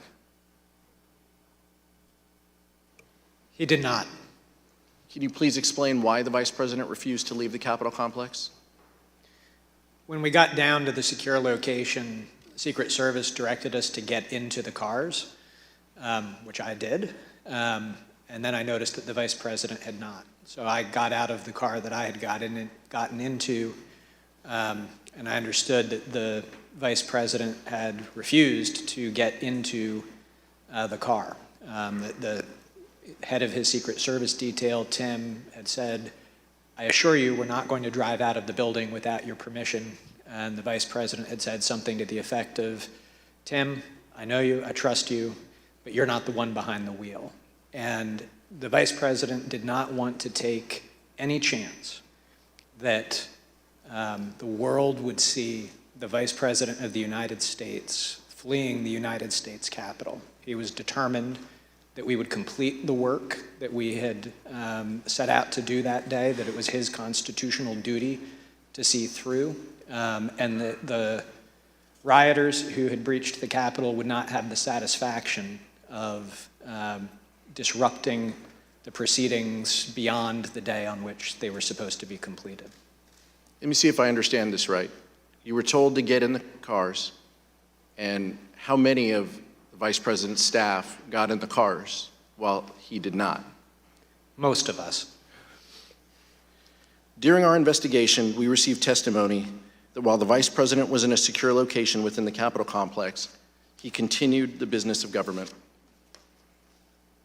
We understand that the Vice President reached out to congressional leaders, like the Acting Secretary of Defense and others, to check on their safety and to address the growing crisis. In addition, the Vice President's Chief of Staff, Mark Short, made several calls to senior government officials. Here's Mr. Short's testimony regarding his call with Representative Kevin McCarthy. He indicated that he had had some conversation. I don't recall whether it was with the president or with somebody at the White House, but I think he'd expressed frustration that not taking the circumstance as seriously as they should in that moment. All right. So Mr. McCarthy indicated he'd been in touch with someone at the White House, and he conveyed to you that they weren't taking this as seriously as they should. You have to answer yes or no. Yes. Okay. While the Vice President made several calls to check on the safety of others, it was his own life that was in great danger. Mr. Jacob, did Donald Trump ever call the Vice President to check on his safety? He did not. Mr. Jacob, how did Vice President Pence and Mrs. Pence react to that? With frustration. Mr. Jacob, immediately before you and the Vice President were evacuated to a secure location within the Capitol, you hit send on an email to John Eastman explaining why his legal theory about the Vice President's role was wrong. You ended your email by stating that, quote, "Thanks to your bullshit, we are now under siege." We'll take a look at that email. Now, Dr. Eastman replied, and this is hard to believe, but his reply back to you was, "The siege is because you and your boss," presumably referring to the Vice President of the United States, "did not do what was necessary to allow this to be aired in a public way so the American people can see for themselves what happened." Mr. Jacob, later that day you wrote again to Dr. Eastman. Let's show that email on the screen. In that email, you wrote, and I quote, "Did you advise the President that in your professional judgment, the Vice President does not have the power to decide things unilaterally?" And you ended that email saying, "It does not appear that the President ever got the memo." Dr. Eastman then replied, "He's been so advised." And he ends his email with, quote, "But you know him. Once he gets something in his head, it's hard to get him to change course," close quote. Mr. Jacob, when Dr. Eastman wrote, "Once he gets something in his head, it's hard to get him to change course," did you understand the he in that email to refer to the President of the United States? I did. And Mr. Jacob, did you hear from Dr. Eastman further after the riot had been quelled? And if so, what did he ask? Late that evening, after the joint session had been reconvened, the vice president had given a statement to the nation saying that violence was not going to win, freedom wins, and that the people were going to get back to doing their work. Later that evening, Mr. Eastman emailed me to point out that, in his view, the vice president's speech to the nation violated the Electoral Count Act, that the Electoral Count Act had been violated because the debate on Arizona had not been completed in 2 hours. Of course, it couldn't be since there was an intervening riot of several hours. And that the speeches that the majority and minority leaders had been allowed to make also violated the Electoral Count Act because they hadn't been counted against the debate time. And then he implored me, now that we have established that the Electoral Count Act isn't so sacrosanct as you have made it out to be, I implore you one last time, can the Vice President please do what we've been asking him to do these last 2 days? Suspend the joint session, send it back to the states. And we'll show you the text of that email, which Dr. Eastman wrote at 11:44 p.m. on January 6th. So after the attack on the Capitol and after law enforcement had secured the Capitol, he still wrote, as you described, quote, "So now that the precedent has been set that the Electoral Count Act is not quite so sacrosanct as was previously claimed, I implore you to consider one more relatively minor violation and adjourn for 10 days to allow the legislatures to finish their investigations." So even after the attack on the Capitol had been quelled, Dr. Eastman requested, in writing no less, that the Vice President violate the law by delaying the certification and sending the question back to the states. Is that correct, Mr. Jacob? It is. Did you eventually share Dr. Eastman's proposal with Vice President Pence?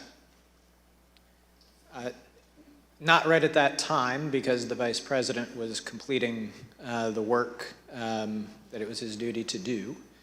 But a day or two later, back at the White House, I did show him that final email from Mr. Eastman. And what was Vice President Pence's reaction when you showed him the email where Dr. Eastman, after the attack on the Capitol, still asked that the Vice President delay certification and send it back to the states? He said, "That's rubber room stuff." I'm sorry, Mr. Wood. He said it's rubber room stuff? Yes, Congressman. What did you interpret that to mean? I understood it to mean that after having seen play out what happens when you convince people that there is a decision to be made in the Capitol legitimately about who is to be the president and the consequences of that, that he was still pushing us to do what he had been asking us to do for the previous 2 days, that was certifiably crazy. We know that the Vice President did not do what Dr. Eastman requested because he presided over the completion of the counting of electoral votes late in that evening. The number of electors appointed to vote for President of the United States is 538. Within that whole number, a majority is 270. The votes for President of the United States are as follows. Joseph R. Biden, Jr. of the state of Delaware has received 306 votes. Donald J. Trump of the state of Florida has received 232 votes. The whole number of electors appointed to vote for Vice President of the United States is 538. Within that whole number, a majority is 270. The votes for Vice President of the United States are as follows. Kamala D. Harris of the state of California has received 306 votes. Michael R. Pence of the state of Indiana has received 232 votes. The announcement of the state of the vote by the President of the Senate shall be deemed a sufficient declaration of the persons elected President and Vice President of the United States, each for the term beginning on the 20th day of January, 2021, and shall be entered together with the list of the votes on the journals of the Senate and the House of Representatives. Mr. Jacob, we heard earlier that you and the Vice President and the team started January 6th with a prayer. You faced a lot of danger that day, and this is a personal question. But how did your faith guide you on January 6th?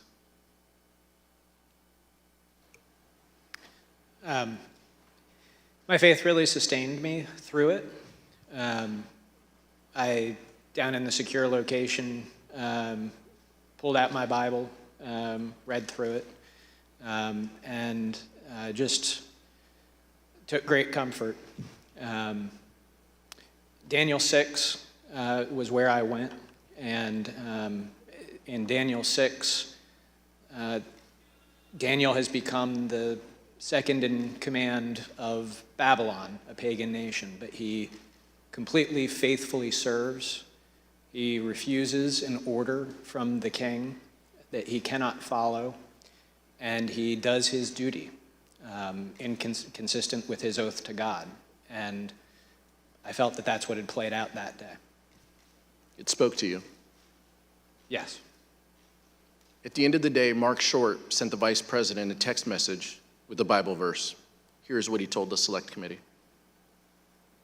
At 3:50 in the morning, when we finally adjourned and headed our own ways, I remember, texting the Vice President a passage from 2 Timothy chapter 4, verse 7 about, I fought the good fight, I've finished the race, I've kept the faith. He started his day with a prayer and ended his day with a Bible verse. I've fought the good fight, I've finished the race, I've kept the faith.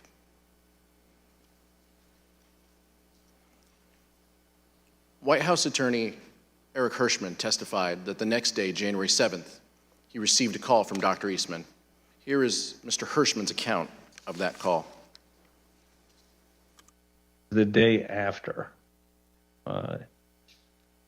Eastman, I don't remember why he called me, or he texted me or called me, wanted to talk with me, and he said he couldn't reach others. And he started to ask me about something dealing with Georgia and preserving something potentially for appeal. And I said to him, "Are you out of your effing mind?" Right? I said, I only want to hear two words coming out of your mouth from now on. Orderly transition. And I screamed, I said, I don't want to hear any other effing words coming out of your mouth, no matter what, other than orderly transition. Repeat those words to me. And I screamed, eventually he said, orderly transition. I said, good, John. Now I'm going to give you the best free legal advice you're ever getting in your life. Get a great effing criminal defense lawyer. You're going to need it. And then I hung up on him. In fact, just a few days later, Dr. Eastman emailed Rudy Giuliani and requested that he be included on a list of potential recipients of a presidential pardon. Dr. Eastman's email stated, quote, I've decided that I should be on the pardon list, if that is still in the works. Dr. Eastman did not receive his presidential pardon. So let's see what Dr. Eastman did as a result when he was deposed by this committee. I assert my Fifth Amendment right against being compelled to be a witness against myself.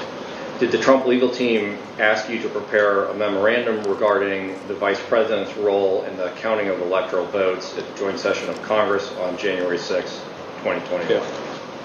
Dr. Eastman, did you advise the President of the United States that the Vice President could reject electors from 7 states and declare that the President had been reelected? Yeah. Dr. Eastman, the first sentence of the memo starts off by saying 7 states have transmitted dual slates of electors to the President of the Senate. Is that statement in this memo true? Fifth. Did President Trump authorize you to discuss publicly your January 4th, 2021 conversation with him? Fifth.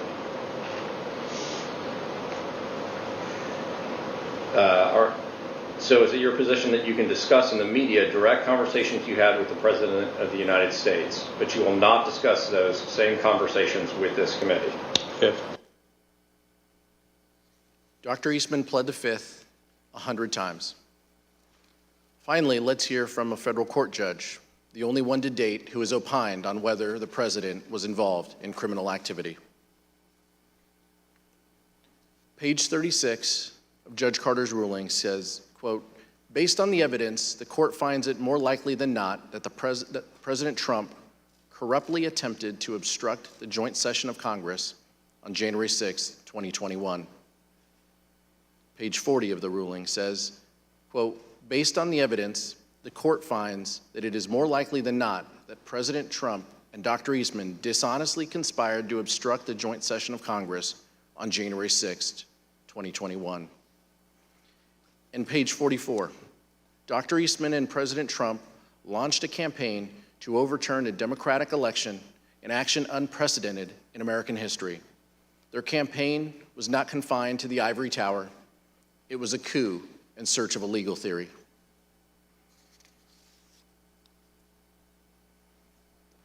Mr. Jacob, what would have happened to our democracy if Vice President Pence had gone along with this plan and certified Donald Trump as the winner of the 2020 election?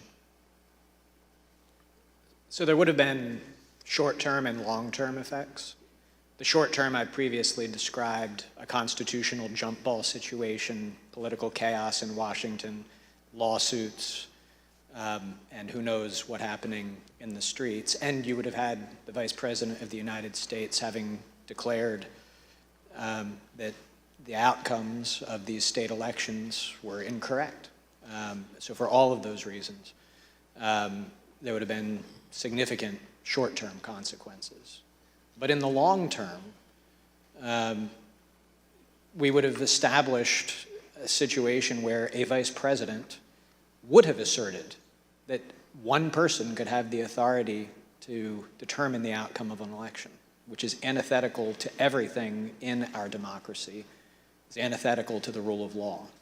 And so it would have been significant impacts, both in the short and the long term. Judge Ludwig, in the statement you released earlier today, you wrote that the efforts by President Trump to overturn the 2020 election were, quote, the most reckless, insidious, and calamitous failures in both legal and political judgment in American history. What did you mean by that?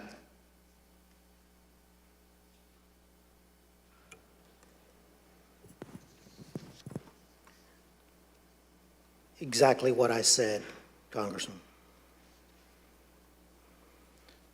Thank you, Judge. Thank you, Mr. Jacob. Mr. Chairman, I yield back.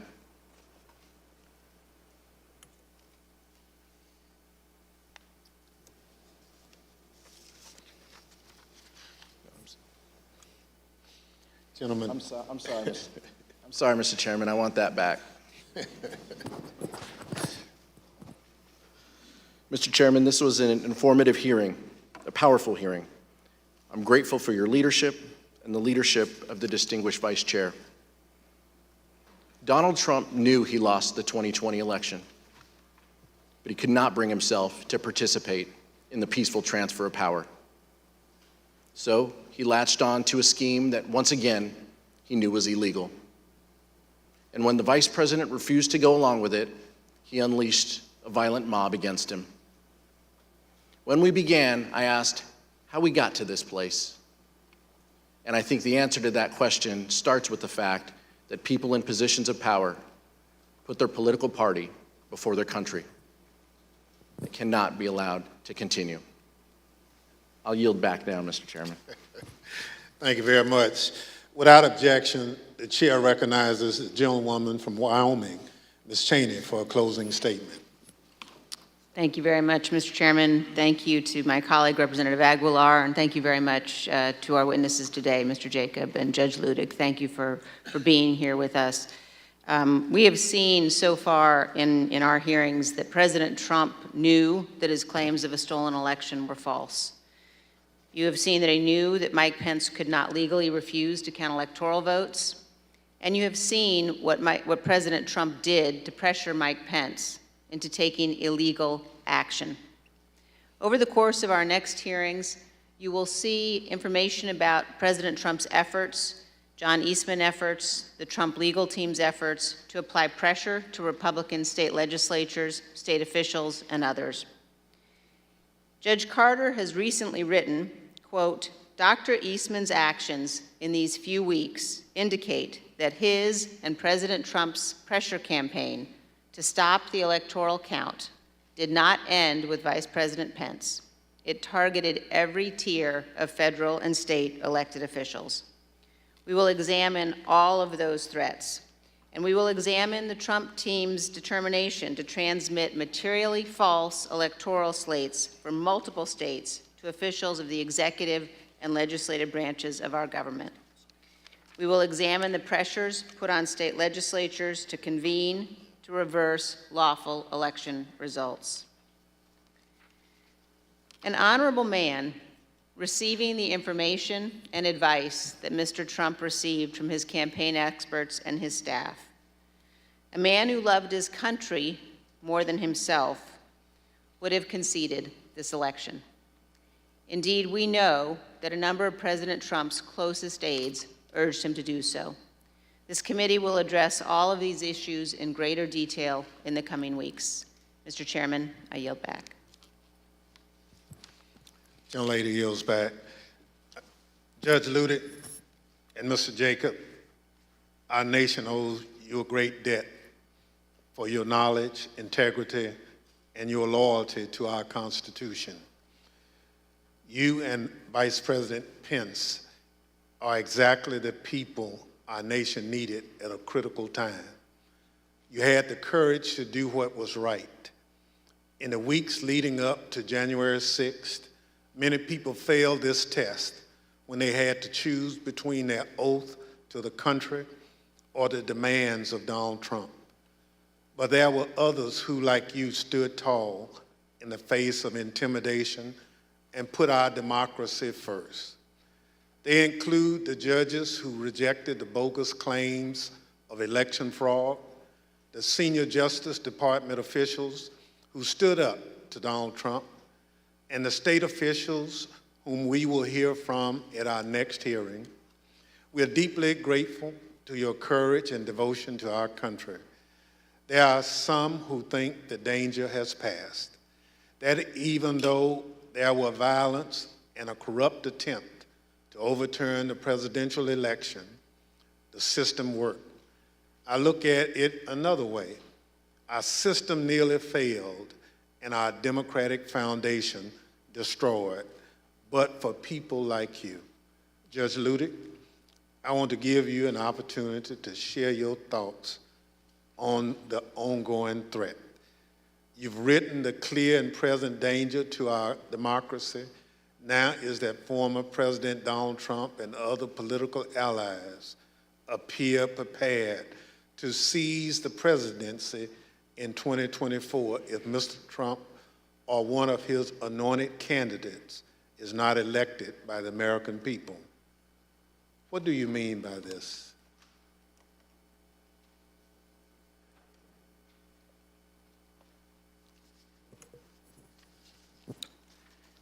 Mr. Chairman, I'm honored beyond words by your words. I was honored on January 6, 2021, then also honored beyond words to have been able to come to the aid of Vice President Mike Pence.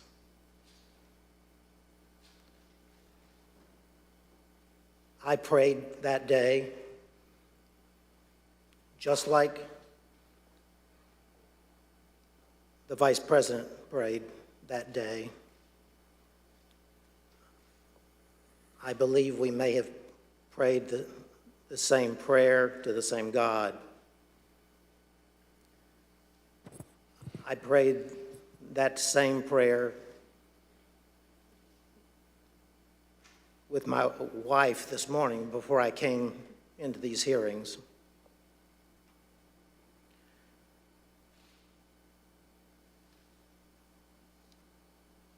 I have written, as you said, Chairman Thompson, that today, almost 2 years after that fateful day in January 2021, that still Donald Trump and his allies and supporters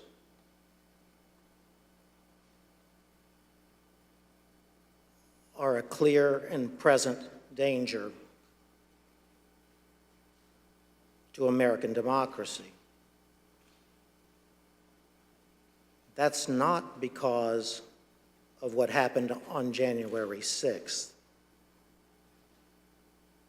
It's because to this very day, the former president, his allies and supporters pledge that in the presidential election of 2024, if the former president or his anointed successor as the Republican Party presidential candidate were to lose that election, that they would attempt to overturn that 2024 election in the same way that they attempted to overturn the 2020 election, but succeed in 2024 where they failed in 2020. I don't speak those words lightly. I would have never spoken those words ever in my life, except that that's what the former president and his allies are telling us. As I said in that New York Times op-ed, wherein I was speaking about the Electoral Count Act of 1887, the former president and his allies are executing that blueprint for 2024 in open and plain view of the American public. I repeat, I would have never uttered one single one of those words unless the former president and his allies were candidly and proudly speaking those exact words to America. Chairman, thank you for the opportunity to appear here today for these proceedings. Thank you again. As a part of the Select Committee's charge to make recommendations that are informed by other investigative findings, we will be reviewing the views shared by Judge Ludwig and other experts on potential improvements to the Electoral Count Act, among a range of other initiatives. I know the information we presented over the last week is shocking. The idea that a president of the United States would orchestrate a scheme to stay in power after the people have voted him out of office. We're able to present this information because so many witnesses have cooperated with our probe. But the fact is, there are more people with direct knowledge, with evidence germane to our investigation. I ask those who might be on the fence about cooperating to reach out to us. The committee's website address is being displayed behind me, january6.house.gov. There you can view the evidence we presented in our hearings and find a tip line to submit any information you might think would be helpful for our investigation. And despite how you might not think it's important, send us what you think. And I thank those who sent us evidence for their bravery and patriotism.